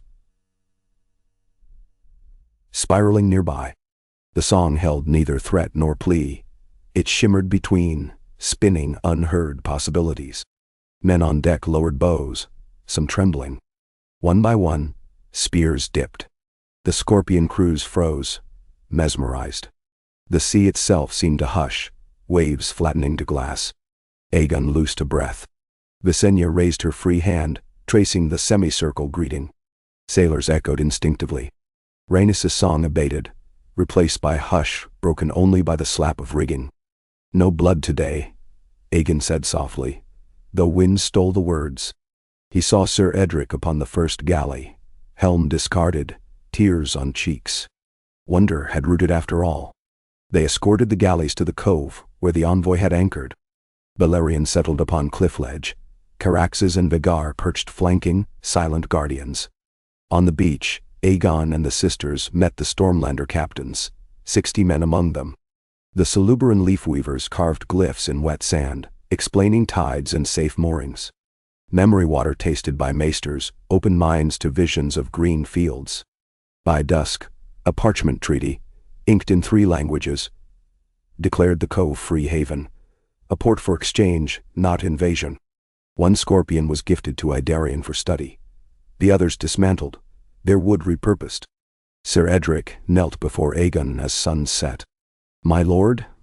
My king?" he ventured, uncertain. "Do we return east?" "You return west," Aegon corrected, smiling. "For west stretches onward still. Carry word that dragons shepherd new sky now, and that storm's end may yet trade thunder for dawn." Months passed in fevered harvest. The dawn forges spawned spearheads lighter than reed, yet keener than obsidian. Plows that tilled rocky soil like butter. Surgical hooks that stitched wounds with hardly a scar. Farmers poured memory water into channels and coaxed 3 harvests in the span of 1 Westerosi summer. Cerebran engineers wove vine-silver cables into suspension bridges no typhoon could unseat. Overhead, sky singers coursed the updrafts, trailing ribbons that glowed after sunset, a living constellation that guided fishing boats home. But not all seeds sprouted benevolent fruit. Some Targaryen knights, seeing sky singers docile, coveted mounts of their own. They scaled basalt spires to seize eggs, defying pact. One dawn, a fledgling flock found its nest plundered, 3 eggs missing. The river thought mourned with silence so deep even Caraxes stilled. Aegon ordered search. By nightfall 2 eggs recovered, shattered beneath a cliff. The 3rd remained lost. Visenya pursued rumors with unsparing vigor. She discovered a clandestine workshop on the outskirts. Dragonstone smiths, exiled for greed, had melted dawnsteel scrap to fashion imitation scorpions, meant for black market sale. Among them she found the 3rd egg, scorched by accidental furnace heat, its embryonic life gone. Her rage flared white. Dark sister tasted traitor blood. Yet more than vengeance, Visenya feared the rent in trust. She summoned Lokai and other elders to witness the ashes. Kneeling in the ruins, she sliced her own palm and let blood mingle with gray residue. "I pledge life for life," she said, voice feral. "My line forfeits claim if ever we break bond twice." Lokai touched her wounded hand, accepting, then crushed memory water crystals over the mixture. The residue shimmered and rose in a plume that scattered on wind. Covenant renewed, but scar deepened. That night, under lone moonlight, the 2nd moon had waned unseen for weeks. Visenya sat atop the half-bridge, a graceful span linking 2 basalt pillars above fang-white surf. She stared into dark water, mind snared by doubt. Rhaenys found her there, feet dangling. "You bear rot inside," Rhaenys said softly. "It festers," Visenya admitted. Old Valyria conquered with fear, and fear birthed shackled beasts. "We vowed a kinder empire, but men's hearts crave gold more than marvel." Rhaenys slid beside her. "Empires are gardens. Weeds ever grow. You prune, replant, and still some rot hides until next season. That does not damn the garden." "Nenems." Visenya closed eyes, listened to surf. "When Westeros learns of Dawnsteel, they will covet. Ironborn will raid, Lannisters bargain blades for bullion. Maesters write treatises to steal memory water. Blood will follow." Rhaenys's hand touched her belly. "Perhaps by then, new children will hold sky singers, not swords." Visenya's head snapped around. Rhaenys met her stare, lips curved. "You carry," Visenya whispered. "Quickening just days," Rhaenys confirmed. "Aegon does not yet know. I wish to tell you first." She laughed quietly. "Strange. I feared this child would be born into war. Now I fear they will inherit a peace too fragile." Visenya laid palm atop sisters. Tears threatened. "Then we forge peace stronger." Together, they watched stars weave nets across heaven and dreamed of futures they might never touch. But their children would. A year passed, then 2. Adarion's terraces multiplied. Freehaven thrived with exchange from east and west. A river city, 30 leagues inland, Cairhien, rose where Cerebran canals met Targaryen aqueducts. its quays lined with markets hawking dawn steel blades, sky silk banners, spiced sea salt that glimmered purple. Mixed blood families spoke a Creole of cliques and Valyrian lilt. No walls enclosed the cities, only beacons to guide those seeking passage. Yet beyond the sunset sea, Westeros churned. Storm's End accepted trade, but Old Town's maesters branded memory water sorcery. The Lannisters dispatched spies to appraise Dawnsteel stores. Dorne, never conquered by dragons, pondered alliances to humble the reborn Targaryens before they returned in force. And far to the north, ravens whispered of a strange chill seeping from shattered ice shelves, as though the world itself remembered an ancient enemy. Rumor quickened into peril when a fleet bearing the sigil of Casterly Rock crossed the lonely horizon. 15 galleys bristling bronze, commanded by Sir Tybalt Lannister, cousin to King Loren. He anchored outside Free Haven under banner of trade, yet spies reported secret scorpions ship disassembled. Aegon greeted Tybalt with measured courtesy, offering tour of Dawnforges. Tybalt smiled thinly, eyes flicking like a merchant tallying ledgers. 3 nights later, a Dawnsteel bar vanished from the forge vaults. A Celebran sentry lay unconscious, arrow tipped with poppy oil embedded in neck. Tracks led to the harbor. Aegon demanded search. Tybalt feigned outrage. Tension coiled. While envoys debated, Visenya hunted the docks. She found the missing ingot aboard a Lannister galley disguised in salted kegs. She also found maps marked with red wax. Adarian, Kyrune, Dragonroost Cliffs. Targets for coordinated strikes. Tybalt had planned theft then sabotage, crippling Dawnsteel production. The council convened under full moons. Lokai urged restraint, reforged trust, not swords. Aegon's jaw set like iron. Rhaenys, heavy with child near quickening, pleaded that a single man's greed not start war. Visenya paced storm-eyed, thumb stroking Dark Sister's hilt. At dawn, decision struck. The Lannister fleet would depart escorted by dragons.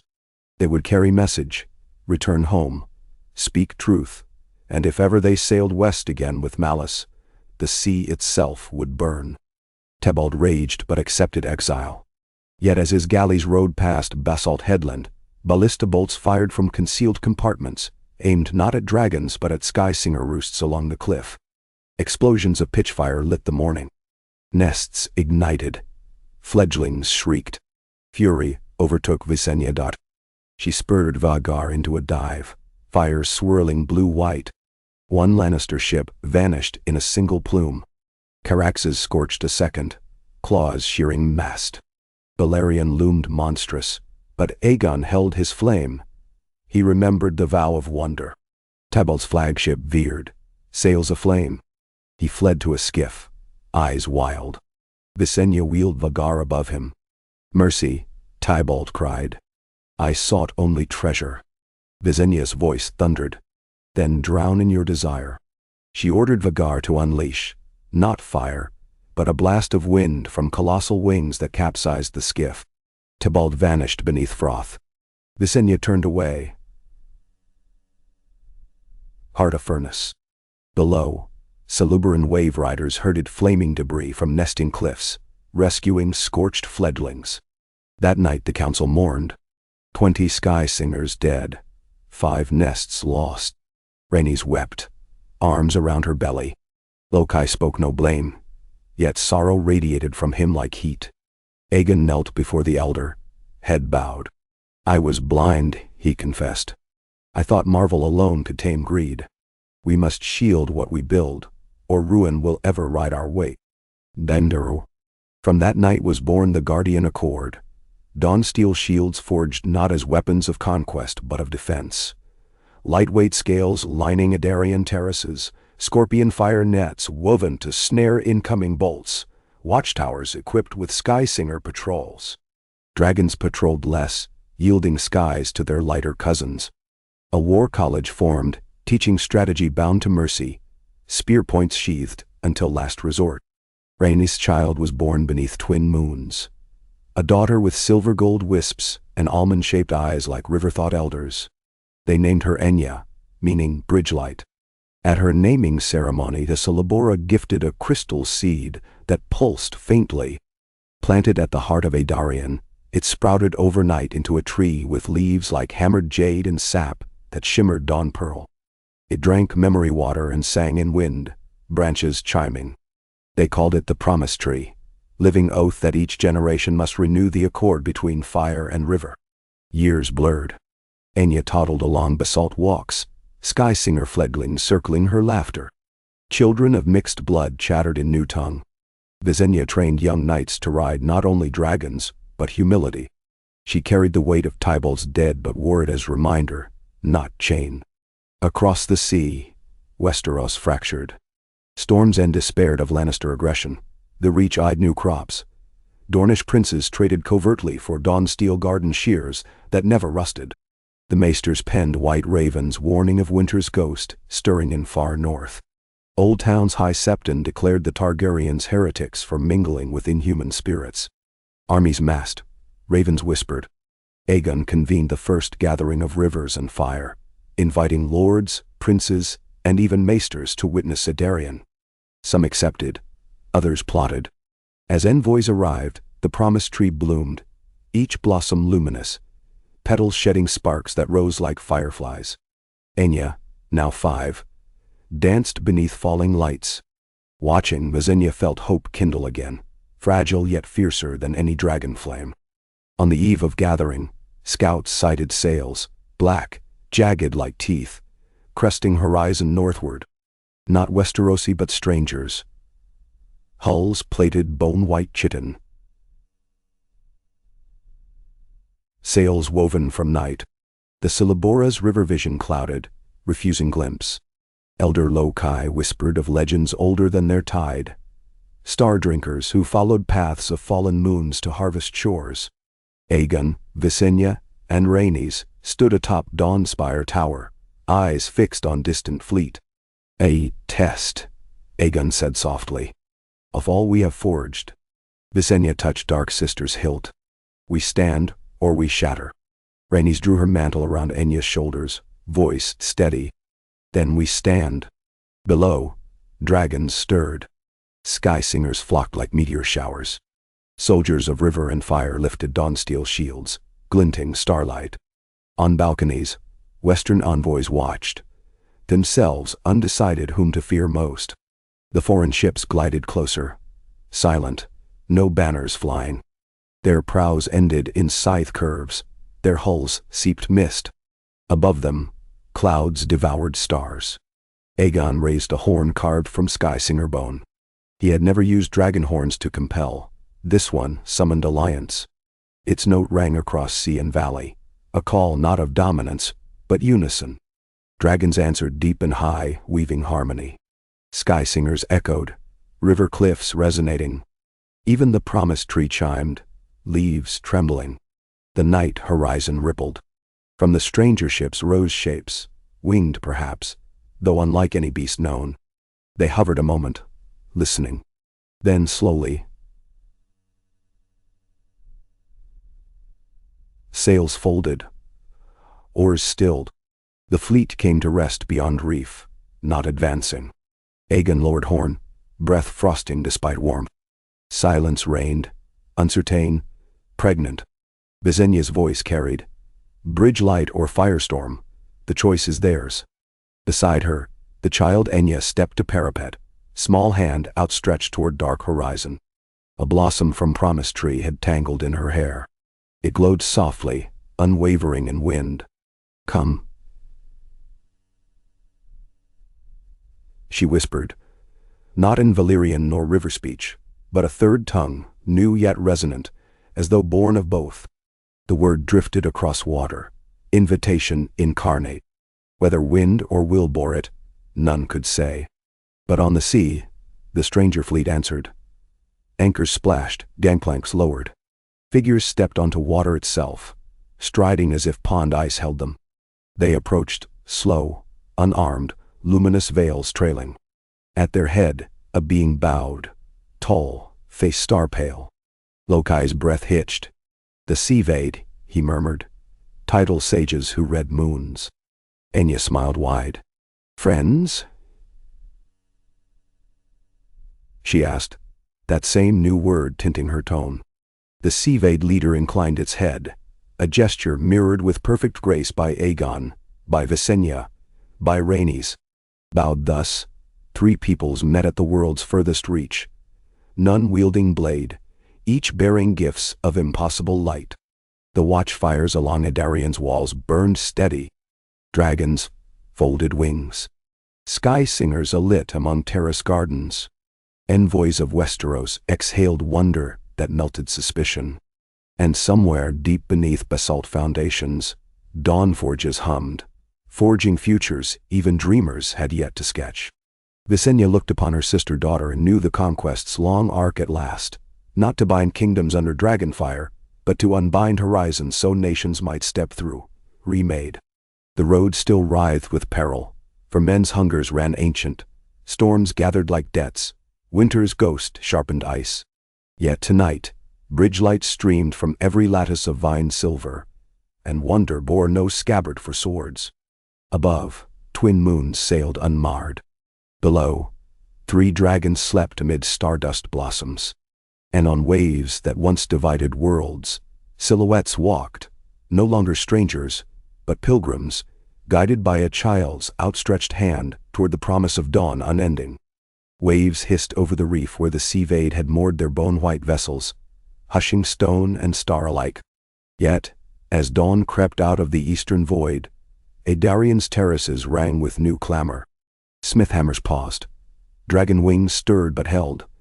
Every eye, silver, river green, star pale, watched the strangers file through the surf. They came barefoot, gliding rather than walking, translucent veils slick with dew. Their skin was moonstone, their hair a sheen of sea-foam strands that shifted color with tide breeze. They carried no blades, only long conch staffs tipped in nacre. At the promise tree's foot, Aegon waited in dawn steel half-armor. Visenya stood on his left, dark sister sheathed but resting where hand could find the grip without thought. Rhaenys, babe Aenya swaddled to her breast, stood on the right, her free hand resting on Carax's scarlet muzzle for courage. Elder Lokai advanced a pace ahead, river glyphs painted across his brow, gateway marks of welcome. Behind them curved a wide half-circle of Targaryen soldiers, Celebrian leafweavers, and Westerosi envoys gathered for the great gathering that war's rumor threatened to drown. The leader of the Seavade halted 3 strides away, muted sea light rippling across its features until mouth formed and spoke. The language chimed like wind striking glass flutes, consonants thin as ice. Few in the crowd understood. Yet when the promised tree shook its leaves, scattering sparks, a hush of comprehension settled over those closest, as though meaning seeped through marrow instead of ear. It thanked Aenya, Childbridge, for her invitation. It named itself Vade Sael, third current of the deep remembering host, and extended its arms. In its palms rested a sphere of water hardened to crystal, opaque, swirling with ghost shapes of fish and storm. Lokai responded in river speech, clicks, ripples of tongue on teeth, then turned to Aegon and translated in thick Valyrian cadence. They bear the deep lens, memory of oceans. They ask to open it beneath the promise tree, so its roots may drink the far tides. He hesitated, eyes glistening. They come bearing union but also warning. Moons bleed frost where their world touches the northern void. Visenya's shoulders stiffened. Winter ghosts, she murmured to Rhaenys. The same chill northerner's name rising. Aegon stepped forward, right hand open, accepting the sphere. It was cold beyond reason, yet did not numb flesh. Instead, it hummed with soft sorrow, like distant whale song. He raised it so first sunlight speared through, and the crystal became a prism, spraying lines of ice-like radiance across every face. "Let the promised tree drink," he said, voice carrying. "Let the bedrock remember seas beyond the world, as we remember homes behind the sun." The sphere cracked without touch, flowing into liquid that hovered, for an impossible moment, obedient to some gentler gravity. Threads of water spun upward and down, coiling around Promise Tree's trunk before sinking into its jade bark. The tree's leaves flared bright, and the chiming deepened into chords so resonant the ground thrummed. Mist rolled through terraces, cool and briny, yet vibrant with unseen life. Children laughed in awe as spectral fish flickered inside the fog. When the glow subsided, the Sea-Vade host knelt, palms pressed to basalt. Vaidsael spoke one clear word each listener heard in heart-tongue. Covenant. That night, Aedarian shimmered under lantern fruit luminescence. Banquet tables of vine silver hosted dishes no maester's scroll had named. Sky singer marrow roasted in sulfur pits. River fern salads dressed with crushed glow pearls. Sea-Vade salt yolk that shattered on tongue releasing warm tide spice. Targaryen knights, river-thought hunters, Westerosi lords, and tide sages clinked shell cups of fermented lantern juice that sparked color with every tilt. Enya toddled between benches, laughter a bright thread weaving the languages together. Whenever she neared a Sea-Vade, their veils shifted to pastel hues, and they bent to brush her cheek with soft webbed fingers, calling her starseed. When she tugged a Lannister envoy sleeve, the Gold Lion man, once wary, gave her a small brass pin and whispered that his own daughters had shared such eyes. Visenya watched the ease with which walls fell before a child and felt her own edges soften. She edged past conversations until she found Vaidsael alone on a balcony above the Darkwater estuary.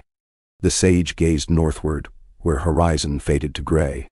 Visenya followed that stare, imagining ice floes calving into blackness, winds sharp enough to peel dragonhide. The chill that brushed her now came from dread more than sea breeze. "The frost moon's cry reaches even your depth?" she asked in High Valyrian. The sage turned. Its eyes, flecked with drifting pearls of light, carried fathoms of exhausted wisdom. "Ice does not drown," it replied, each word sliding into her mind on memory water's silent current. "It shatters. The Star-Drinker hosts move where shatter lines ripple between realms. They devour heat, leaving hollow cold." Then, Visenya's fingers found the promise leaf token hanging at her throat. How long before they breach these waters? 3 cycles of the small moon, perhaps 4. They follow pools of dreaming minds. A pause waited. They drink dragons too. At that, heat flared into Visenya's chest, protective, fierce. "They will find us less palatable. Strength invites equal hunger," Vaidsael said gently. "But Bridgelight may turn predator to pilgrim. The child knows this." "Never mind." Visenya glanced down to the terraces where Enya now sat in Rhaenys' lap, curled like hatch kitten. "A child may birth hope," she conceded. "Yet hope alone cannot hold a shield." She met the sage's gaze. "Show me how tide sages guard deep cities. Teach us spear songs against cold." The sage bowed in assent. "Give us dawn steel thread and memory water, and we will weave nets of living warmth." They spoke through hours, mapping crystal arrays and tide rune anchors until stars wheeled overhead in silver procession. News of Sea-Vade arrival drifted east faster than any ship, a rumor carried by envoys, by maester ravens, by song sailors swore they learned in dreams. In King's Landing, the Iron Throne's gilded steps echoed with Lannister boots. Queen Regent Alyssa Lannister, ruling for her sickly son, summoned a small council and declared the Targaryen outpost a sorcerer's pit threatening trade. She tasked Tycho Nestoris of the Iron Bank, visiting to discuss debts, with funding a privateer fleet to seize Dawnsteel. In Old Town, the High Septon proclaimed the Promise Tree an abomination grown from heresy. Maesters argued. Some coveted the knowledge of memory water. Others whispered of sealing the sunset sea beyond the lonely light with fortified beacon towers, lest more unnatural folk sail east. In Winterfell, Lord Robbar Stark read raven parchment by hearthlight heavy with early frost. He frowned at mention of cold-eating star-drinkers, remembering old tales of Night's King. He summoned his daughter Lyanna, a fierce rider, and bid her prepare scouts along the shivering sea. And in Dorne, Prince Mors Martell traced Dawnsteel shards set within a dagger hilt traded through Free Haven. Firelight danced on his bronze face as he smiled. Dawnsteel meant balance of power could shift, and Dorne loved nothing more than sand shifting beneath unsuspecting boots. 2 moons later, Aedarian's walls still shone unbroken, but the chill and morning air bit deeper. Frost lingered at dune tops, though the season said warm rains should still hold. The sea vade wove thermal nets, last work of dawn steel capillaries filled with memory water that pulsed faint heat. They anchored these across estuary mouths, around sky singer rookeries, beneath dragon roosts. At night, the nets glimmered like constellations draped against earth. Aegon supervised dawn forges running day and night to supply the weave. Rhaenys coordinated Skysinger scouting lines, teaching the flyers to skim low-temperature pockets and report via song patterns. Visenya drilled mixed companies, dragon riders paired with tide sages wielding conch staves that could project focused warmth bursts. She named the formation Flame and Foam. The first test came when a scouting Skysinger returned with wingtips rimed white, crooning distress. Its rider, a Salubrian youth, described seeing shards of ice floating against the current, glowing with inner starlight. Visenya and Aegon flew to investigate. They found the icebergs clustered in a crescent bay north of Free Haven, shards no larger than fishing skiffs, yet the water around them steamed with unnatural cold. Inside the ice, faint shapes stirred, as though embryonic. When Balerian's fire licked one shard, it cracked open and released tendrils of vapor that howled like wolves. Visenya's torch arrow incinerated vapor, but the sound lingered, echoing inside skulls. They torched every shard. The bay churned, turning green where memory-heated water met void-cold melt.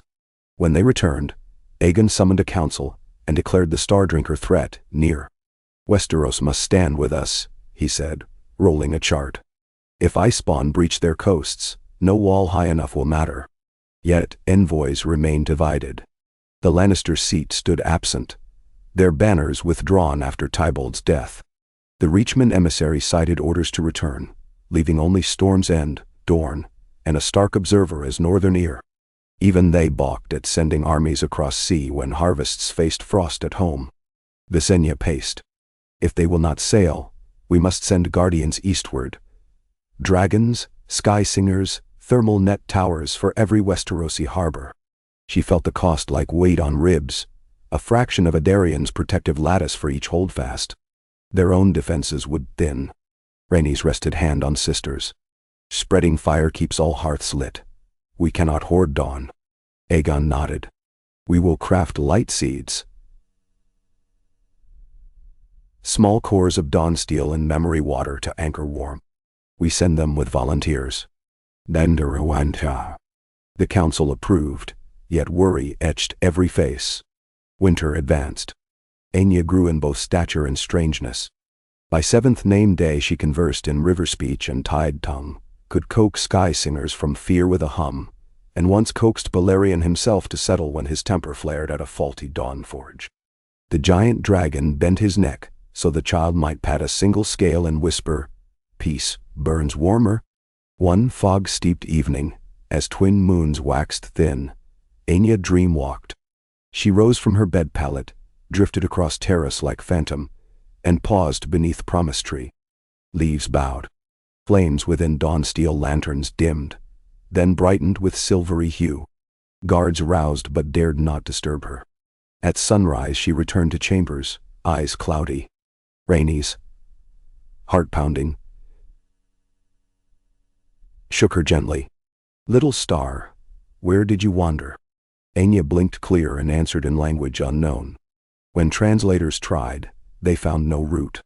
Lokai listened and wept. "Old river tongue," he said, spoken only by waters before they knew land. Aenya translated herself at midday, as if memory caught up to speech. "Ice Dreamer comes for the warmest heart. We must give them fire seed, not spear." Visenya struggled to parse. "We arm for war, child." "War is hungriest dream," Aenya said, brow furrowed.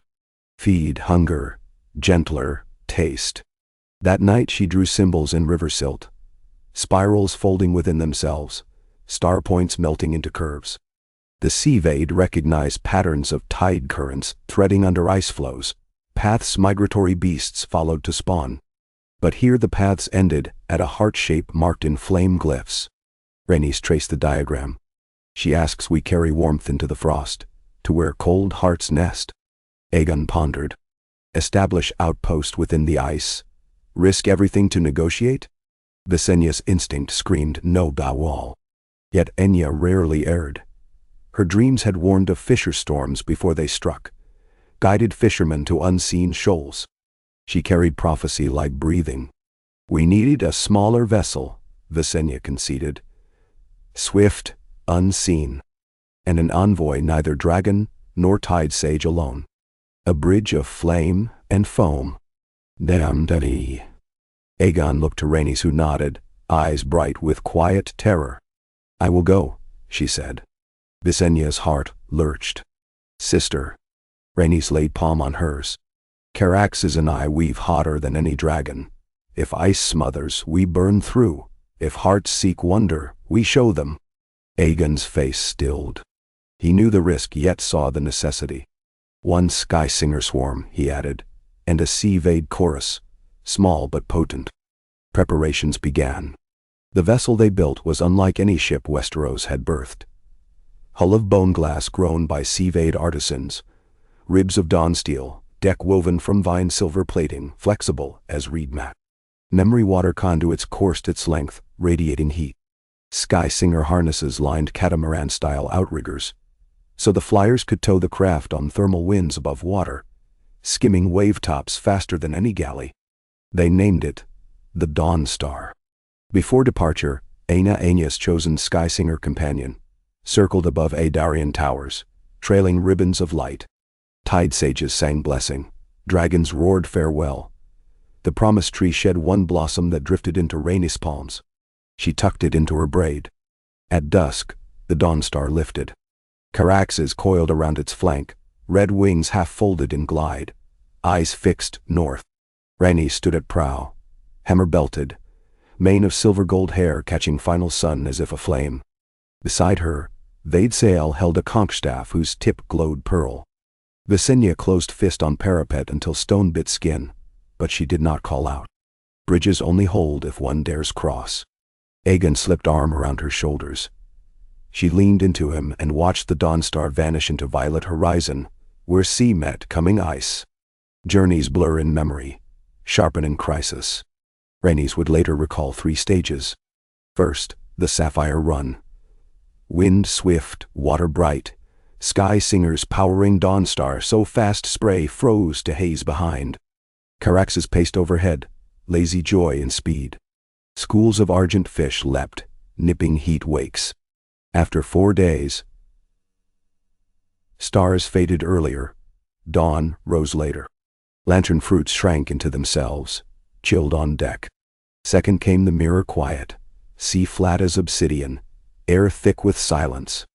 Sky singers faltered, their light dim. Vaidsael poured memory water along deck channels, and heat brightened wings again. Yet stillness stretched. On the 3rd night, shapes moved beneath hull, titan shadows slow as drifting continents. Caraxes bristled but did not flame. Monstrous shapes merely watched, then sank. The 3rd stage arrived without warning. The breathless cold. Fog whiter than bone closed around them, devouring sky singer light. Dawn Star's heat shields steamed until deck dripped freezing condensation. Caraxes' exhalations formed crystals mid-air. Frost patterns spread across dawn steel rails despite internal warmth. And in the fog, whispers curled, sibilant echoes not quite words, half hunger, half curiosity. They slowed. Vaidsael hummed low, tuning conch staff. The sound parted fog enough to glimpse shapes, floating monoliths of ice, carved into spires, hollow with doorways ringed by hoarfrost runes. Between them drifted creatures of thin icicle limbs, their faces swirling snow, eyes void black. Star drinkers. They gathered without haste, drawn to Dawn Star's heat like moths to flame. The nearest extended hand, 5 shards of ice pivoting on invisible thread, and touched the warmth barrier. Vapor hissed, but it did not recoil. Another reached to Caraxes' talon. The dragon snarled, furnace throat crackling. Rhaenys murmured calm and guided Caraxes to hover, wings folded tight, releasing minimal heat. Vaidsael raised palm. Seavade greeting, and spoke words carried on water memory. The star drinker tilted its head, Frostcape rippling, then released a sound deep and resonant, a chord that vibrated stamina from bones. Fog around them shimmered with snowlight. Rhaenys felt ice within her lungs, yet also sense of vast emptiness these beings bore. They were not born of malice. They were hunger given form, thirst for warmth in endless dark. She remembered Aenya's dream. Feed hunger, gentle taste. She produced the promise tree blossom from her braid. Its spark yet glowed despite frost, and placed it with gloved hand on the Dawnstar's rail where heat barrier thinnest. The blossom pulsed, shedding tiny embers that drifted toward the nearest star drinker. Touching ember, the being's frost armor melted to glassy sheen, revealing interior swirl of color, like dawn in iceberg. It froze again quickly, but not opaque as before. Faint rose light lingered. Whispers ceased. The being extended both hands. Rhaenys sensed invitation rather than threat. She glanced at Vadesail, who inclined head. Trust. She stepped across barrier, heat halo parting, or rather it folded with her. Freezing air bit, but Caraxes exhaled a measured plume that warmed her back. She laid hammer aside, unarmed, and pressed bare palm to icy hand. Pain seared, cold so intense nerves screamed. Yet beneath pain flowed influx of images, glaciers calving under moonlight, stars swirling above endless ice plains, echo of dragon song inside crystal caves, and deepest of all, ache of loneliness spanning epochs. She yielded memory in return. Adarian's forge songs, promise tree chiming, Aenya laughing on dragonback, dawnsteel glowing. Exchange quickened. Around them fog brightened with swirling flashes, color bleeding into gray for first time. The star drinkers opened a path. They parted, revealing central spire shaped like inverted spear. Surface etched with runes that glinted midnight blue. Rhaenys sensed. They desired warmth anchor as the sea vade nets, not for conquest but for survival as cosmos cooled. They would journey south to drink only what frost left them, if given seeds of dawnfire. She whispered to Caraxes. Dragon waft steam. Together they followed the star drinkers toward Spire Heart. Inside glimmered a frozen chamber vast as cathedrals, filled with silent statues, ice memories of worlds extinct. At chamber center floated a black sphere, encased in crystalline ribs. Within sphere, smolder faint ember, a core of starfire nearly spent. Vadesail's eyes widened. Heart of fallen moon, the sage breathed. They could kindle it, or doom both species. Rhaenys offered dawnsteel shard braided with promise tree resin. It glowed.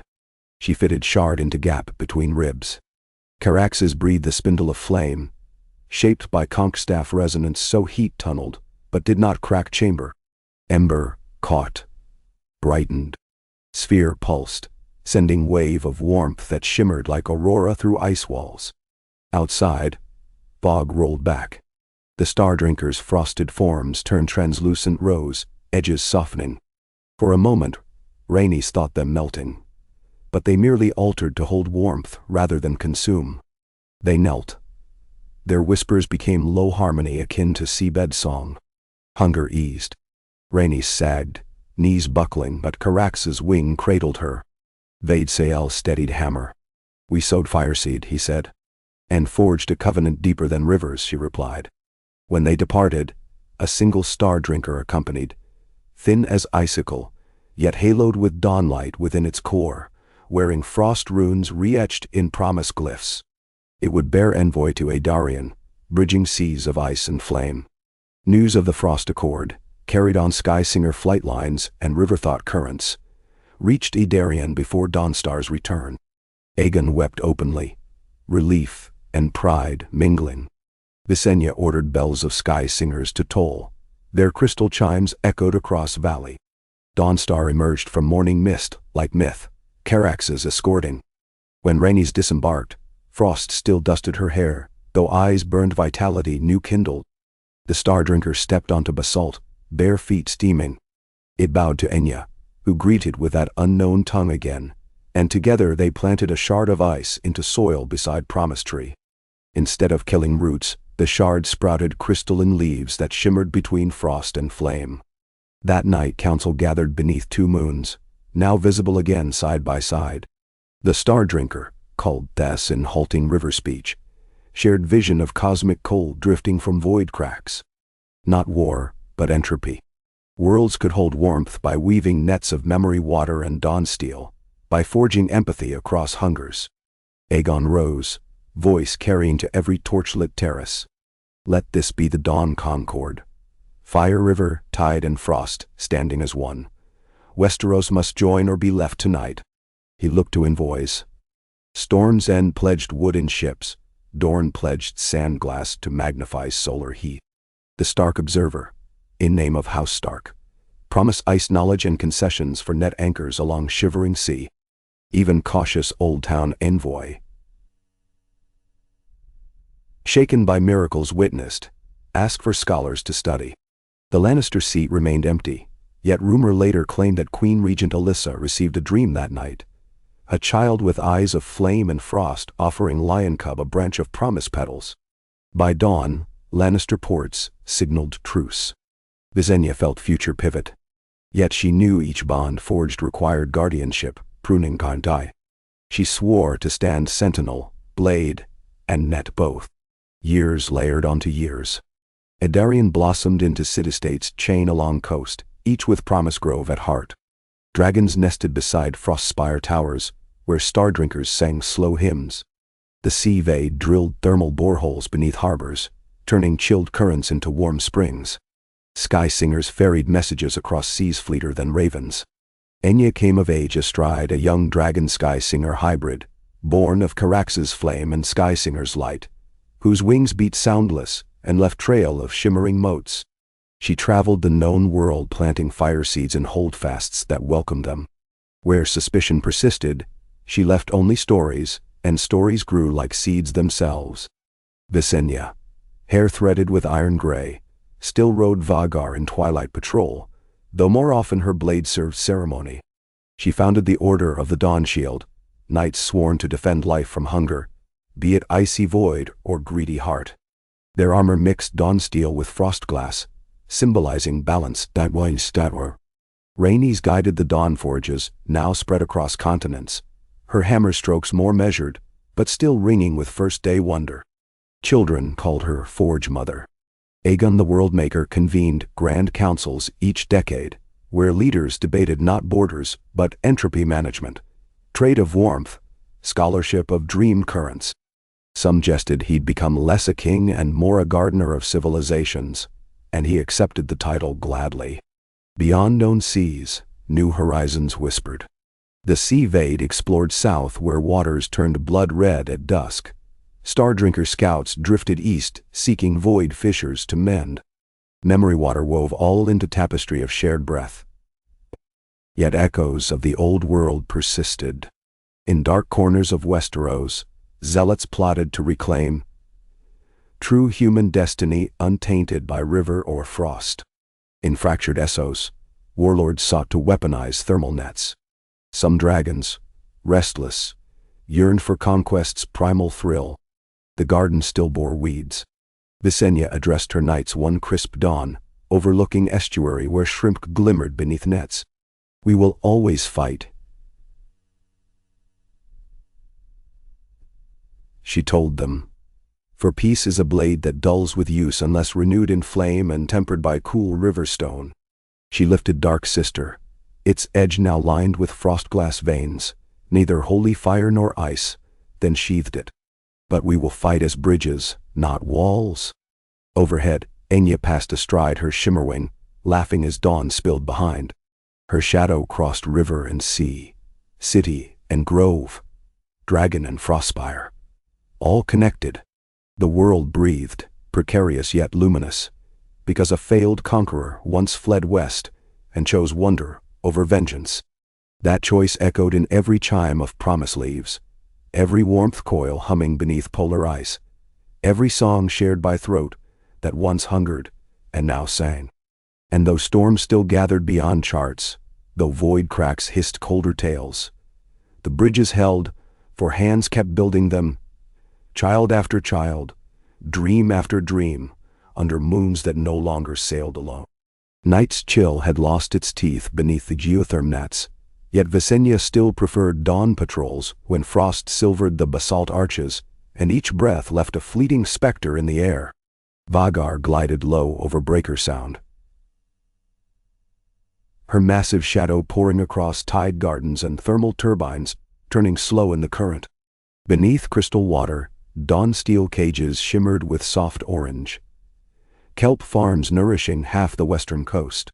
Farther out, bulwarks of frost glass punctured the swell, star drinker pillars emitting ripples of barely visible heat, holding the encroaching cold at bay. From above, the defenses resembled constellations fallen into the sea, a fragile beauty masking relentless labor. Visenya had flown this circuit for 30 years. Gray streaked the braids beneath her helm, but her spine stayed straight, her sword arm sure. When she banked east, she sighted Adarian perched on its terraced cliffs like a great layered shell catching sunrise. Even now cranes graced the skyline, glasswood spires climbing higher, promising observatories, song arenas, hatcheries. Growth never halted, neither did threats. Reports spoke of fissures blooming in the far northern frost shield, hungry void currents bleeding through despite every fire-set anchor. And in the undercurrents of politics, always politics, rumors brewed of Westerosi hardliners arming with alchemists wildfire, convinced Dragonfire had dulled since the Conqueror. She guided Vagar shoreward, talons skimming spray, savoring salt on the air. Below, river-thought barges drifted, their sails patterned with living lights that pulsed messages into dawn haze. At the docking pylons, she spotted Enya's shimmerwing tethered, its iridescent membrane folding like quiet flame. The young woman rarely moored without urgent purpose. Visenya angled for the Dawnspire landing balcony, heart quickening. Servants scattered as Vagar settled, gutters hissing beneath the dragon's furnace breaths. Visenya dismounted and strode down spiral steps lined with frost glass, cloak snapping. She found Enya already in council hall, long limbs folded tense as a strung bow. Behind her stood Tess the Stardrinker envoy, frost runes glimmering faint rose. Enya turned at Visenya's entry, familiar amber eyes, equal parts Rhaenys' warmth and Aegon's measured steel, met hers with troubled shine. "Grand Aunt," she greeted, then waved a crystal scroll case. A fissure map from the shivering sea enclaves. "The net nodes are failing along the ghost current. We've lost 3 pillars in as many nights." Visenya's jaw set. "Ice quakes." Enya shook her head. "Sabotage." The tide sages recovered vine silk cord cut with acid, dawn forged. She laid the case on the table. Inside, tiny lights traced the defensive lattice stretching along remote coastlines beyond Westeros. Several nodes blinked red. Whoever does this slipped in under net resonance, planted corrosive capsules, and escaped between patrol sweeps. River-thought scouts tracked prints to shore. Men in fur, sigils scraped away, yet the heel cuts matched northern design. Visenya felt an old, bitter chill. Northern zealots? Or Sellswords bribed by them, Enya said. But they moved with knowledge of weave frequency, not simple fishermen. Tess stepped forward, voice like icicles chiming. "Void seep widens, where warmth wanes. If saboteurs burn more nodes, frost tides may fold south until dawnets collapse entire." And Visenya pictured rivers freezing from the inside, sky singers dropping from iced thermals, dragon eggs grown brittle. She pressed fingers to temple. "We must reseal the fissures, but first we tread to the saboteur's den." She turned as Aegon entered, Rhaenys at his side, forge hammer slung. Age had etched his face with fine lines, yet eyes blazed as ever. "We ride north," he said without preamble, having no doubt read the map on his way. "A dawn-seed convoy with new pillars. And ambassadors." He regarded Tess. "Will your kin summon cold riders for escort?" Tess inclined head, frost light swirling through translucent limbs. "We will ride the void winds ahead, clear paths of hunger shreds." Rhaenys gripped her hammer haft, knuckles pale. "The saboteurs seek to prove fire and ice cannot share hearth. We shall teach them hearths become pyres when left to zeal." Visenya touched her shoulder in agreement, but eyes shifted to Enya. The young woman had gone still, listening inward. Drampath's whisper, Enya murmured. They show a tower of bone and green flame near the heart of winter, men chanting old words of cold justice. She exhaled sharply. They plan to break the flame seat. The flame seat. The fused heartstone Rhaenys once warmed beneath the Star Drinker spire, keystone of the Conqueror. If shattered, the warming lattice across half the world could shiver apart. Visenya's pulse hammered. Then we ride without delay, she said. Balerion, Caraxes, Vhagar, and the Shimmerwing host. We bring river weavers to lay new seeds, and tide sages to mend cuts. Aegon nodded, decisions snapping into place. We'll gather at Emberwatch in 3 days. From there, straight into Frostshield. Emberwatch sat on the edge where temperate seas turned to chill, an island fortress forged of dawnsteel buttresses and Star-Drinker ice, its battlements glowing amber at night, like coals banked against dark. Within its halls, the expedition assembled. Dragon riders from Edarion, river-thought spear-mistresses, sea-vade warmage choirs, a cadre of northern volunteers led by Lyanna Stark, gray-cloaked eyes storm-honed. She knelt before Visenya the night of departure. House Stark stands with the Conqueror, she declared. Winter's ghosts will find no allies in Winterfell. Visenya clasped her gauntlet. Your ancestors would approve, lady. Across the courtyard, Enya spoke softly with Thess, hands weaving both ice runes and river glyphs into sigils of protection. Dragons roosted on terraces, restless, heat plumbing into frigid air. Rhaenys moved among them, checking harness lines. Caraxes nudged her shoulder, low croon vibrating stone. She smiled up. We have flown colder nights, old friend.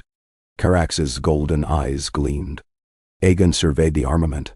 No scorpions, no wildfire bombs, only flame-seed spheres, dawn-steel nets, song horns tuned to calm frost spirits.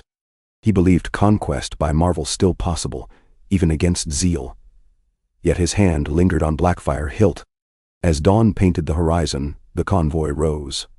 Balerion a black mountain against pale sky, Vhagar following, Caraxes coiling, and dozens of Shimmerwings swirling like aurora shards. Sea-vade cold riders skimmed void winds, leaving glistening contrails. Beneath, memory water barges cut through waves, carrying pillar cores and river-thought engineers. The world fell away, replaced by endless gray waters, flows cracking apart beneath dragon shadow. The further north they flew, the thinner light became, until midday resembled twilight, and auroras danced at the horizon even as sun lingered low. Scouts reported silence. No saboteur sails, no camps along iced beaches. Too easy. Visenya distrusted quiet that tasted of traps. On the third night, they reached the Ghost Current. Star-Drinker guides signaled caution. Void winds howled loud enough to shake dragon bones. The convoy anchored by a jagged arch of black ice. Dawnseed engineers unloaded pillar cores, glowing soft gold. Thess and its choir began weaving resonance, with a hum that rippled steam from snow. Lyanna Stark's scouts returned breathless. Found fresh tracks leading inland. 6 men heavy gear, sled dogs. They dragged copper canisters marked with lion. She spat. Lannister coin funds zealotry. Visenya's temper flared. Aegon's eyes hardened. They race for the flame seat, he said. We intercept. He assigned Rhaenys and Caraxes to remain with engineers. Dessa's choir maintained barrier.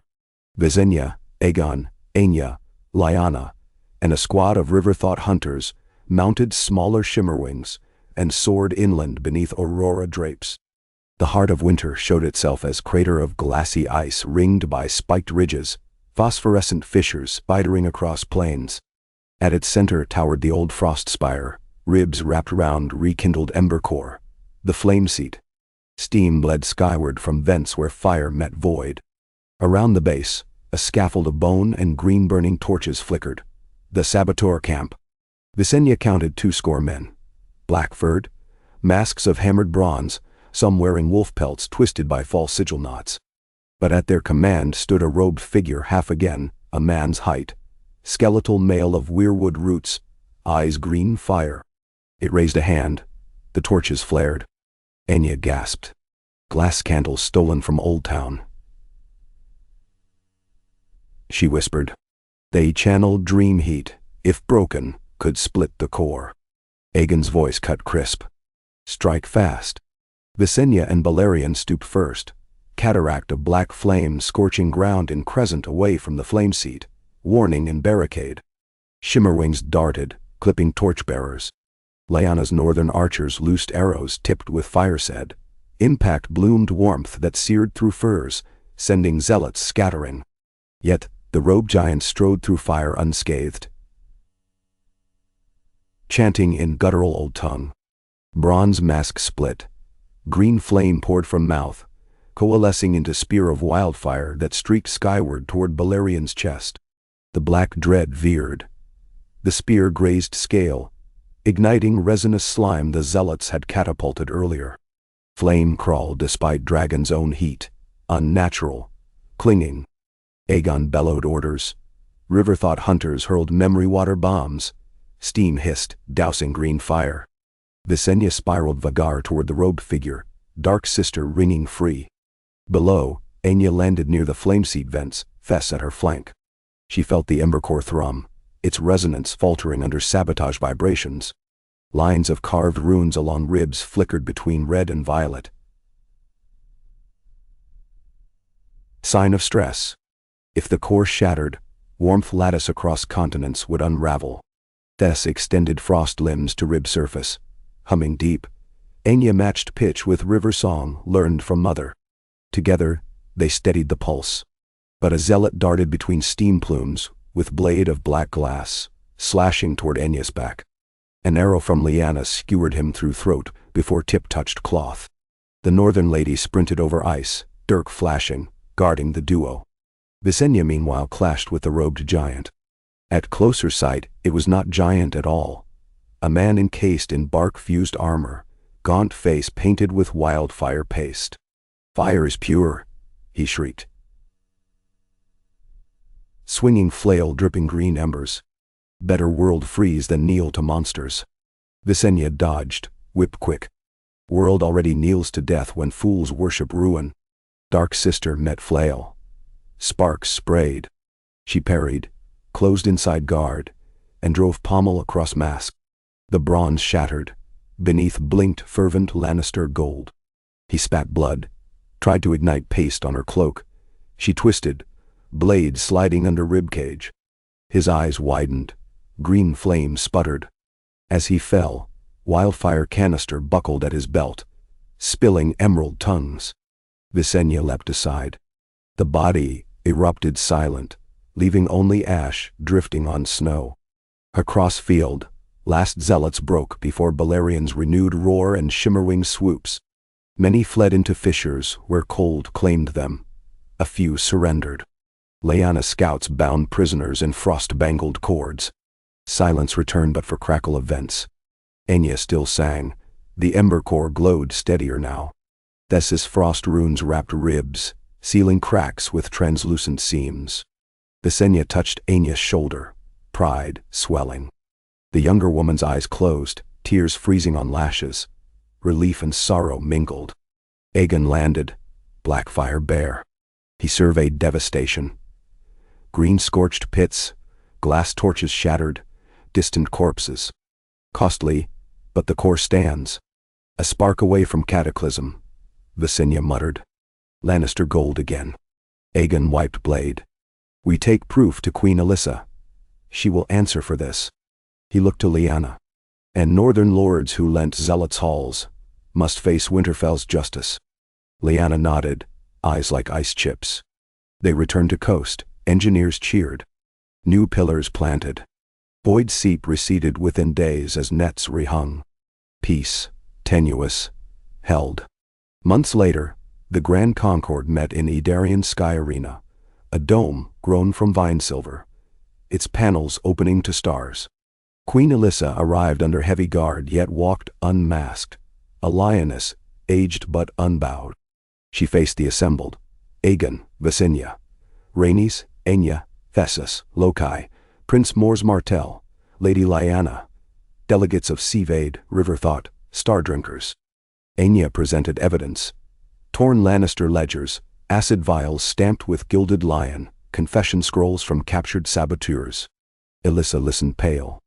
These acts were wrought without my sanction, she said. A cabal of zeal and greed exploited my realm's coffers. Visenya's gaze was flint. Greed grows where rulers water it. Alyssa bowed head. I accept debt. We will fund double the pillars destroyed and supply copper for nets until winter wanes. Aegon's face softened a fraction. Restitution accepted, but we demand open ports for Aedarian envoys, so truth outshines rumor. So long as your dragons do not darken our harvests, Alyssa replied. Agreement sealed. Yet deeper tension lingered. Some envoys argued that reliance on a single ember core risked future catastrophe. Thes proposed forging twin cores, one in southern seas, to balance lattice. Rhaenys volunteered to oversee South Forge. Star Drinkers would donate ice hearts from calmer void cracks. Mors Martell vowed Dorne's solar towers to power southern nets. The council debated for days, but when aurora ribbons sparked even at equator latitudes, urgency won. Project Twin Dawn launched. Aenya led initial survey aboard the Dawnstar 2, upgraded hull humming with symphony of fire and frost. She invited scholars from Old Town to witness wonders firsthand, disarming suspicion. Among them traveled a young maester, Ellen Hightower, whose keen curiosity outweighing dogma soon birthed volumes of Concordacron, chronicling the age. While South Forge arose, a covert ripple stirred in Essos. Slaver princes of New Geas resented Dawnsteel undermining their chain markets. They allied with rogue pyromancers exiled from Westeros, scheming to breed dragons with wildfire in veins, monstrosities immune to frost nets, obedient to gold, not bond. Rumors reached Aedarian via smugglers' confession. Visenya's blood chilled at talk of fire twisted into tyranny. She rode to confer with Aegon on midnight balcony, above Promise Grove. Amber petals drifted between them in breeze. Another war, she sighed. Another test, Aegon answered. We cannot douse every spark ourselves. Bridges must carry others to action. He meant the Dawn Shield, the Frostguard, the River Spears. Their pupils now numbered thousands. Yet memory of Lannister zeal showed ease with which fear spawned disaster. I will fly east, Visenya decided. Show them Dawnsteel's true heart. Fear grows in shadow. Let's bring sunrise. Aegon caught her hand. Squeezed. Return whole. She smiled with old mirth. Always. The voyage to Slaver's Gulf found allies in unexpected currents. When Visenya's flotilla reached Selhurries, freeborn townsfolk welcomed her, weary of chains tightening anew. She armed them with Dawnsteel short swords light enough to pierce Kaskari bronze, but leave mortal wounds small. Non-lethal deterrence often broke slave drivers' courage quicker than butchery. Beyond the Skulls Road, she discovered wildfire hybrid hatchlings, scale pits seething with green flame. Pyromancers boasted of beasts that would melt frost glass and memory water alike. Visenya pitied the creatures. Pain radiated from their cores. She freed them, singing gentle Valyrian lullabies learned from Rhaenys. The hatchlings followed her back to Fleet, flames guttering cool. She renamed them Emberlings and promised them sky unshackled. The slaver princes retaliated, unleashing unsullied legions reinforced by warlocks whose blue lips chanted gloom. Dawn Shield ranks formed spear circle. Emberlings erupted with normal orange fire, having shed volatile green by breathing through promise petal filters tied around snouts. The enemy broke before dawn. Visenya left Kaskari strongholds intact, but stripped them of forges, shipping the steel to Aedarian for nets. She placed merchants of Selhurries in charge of trade, under agreement banning slave chains. Some predicted rebellion. Instead, freedmen invested profits in solar furnaces, earning more than chains once yielded. Word spread, bridges indeed. Returning west, Visenya paused at Twin Dawn Forge. Volcanic atoll crowned by twin spires, one of Dawnsteel, one of Frostglass, twisting upward like intertwined serpents. Rhaenys greeted her, hair streaked with soot and frost alike. Under their joint guidance, second Embercore flared alive, resonance singing up the lattice, easing burden on the northern heartstone. Auroras dimmed to rightful latitudes, sea ices receded. Festival followed. Dragons danced with shimmerwings and sky painted rose. Star drinkers performed glacier ballet upon water. River spears raced tidecraft through reef mazes lit by sea-veined pearls. Even Elissa Lannister sent casks of arbor gold. Aegon raised goblet beneath promise tree. Once I sought to bind 7 kingdoms by fire, he said. Today I see 70 peoples bound by wonder. Conquest can build walls. Marvel builds endless halls. Visenya met his gaze, memory flashing. Dragonstone burning, escape into void, first sight of jade beaches. She lifted her cup. May halls ever outnumber graves. Rhaenys leaned into them, laughter soft. And may our children plant more bridges than we ever could. Nearby, Enya danced with Thess and Lyanna's heir, a boy of snow eyes and desert bronze. Fire, frost, river, sand, the world's palette swirling under lantern fruit glow. Visenya watched, heart heavy and light in equal measure. Peace endured by vigilance, yes, but also by trust renewed each dawn. She would ride guard until last breath, yet believed at last that when she laid dark sister to rest, others would lift only song. Above, twin moons shone. One mirrored on nets of warmth hugging globe, the other reflected in frostspire glass, together shaping horizon that no longer ended at world's rim. And beneath them dragons soared, no longer lords of ash, but keepers of the bridge-lit sky.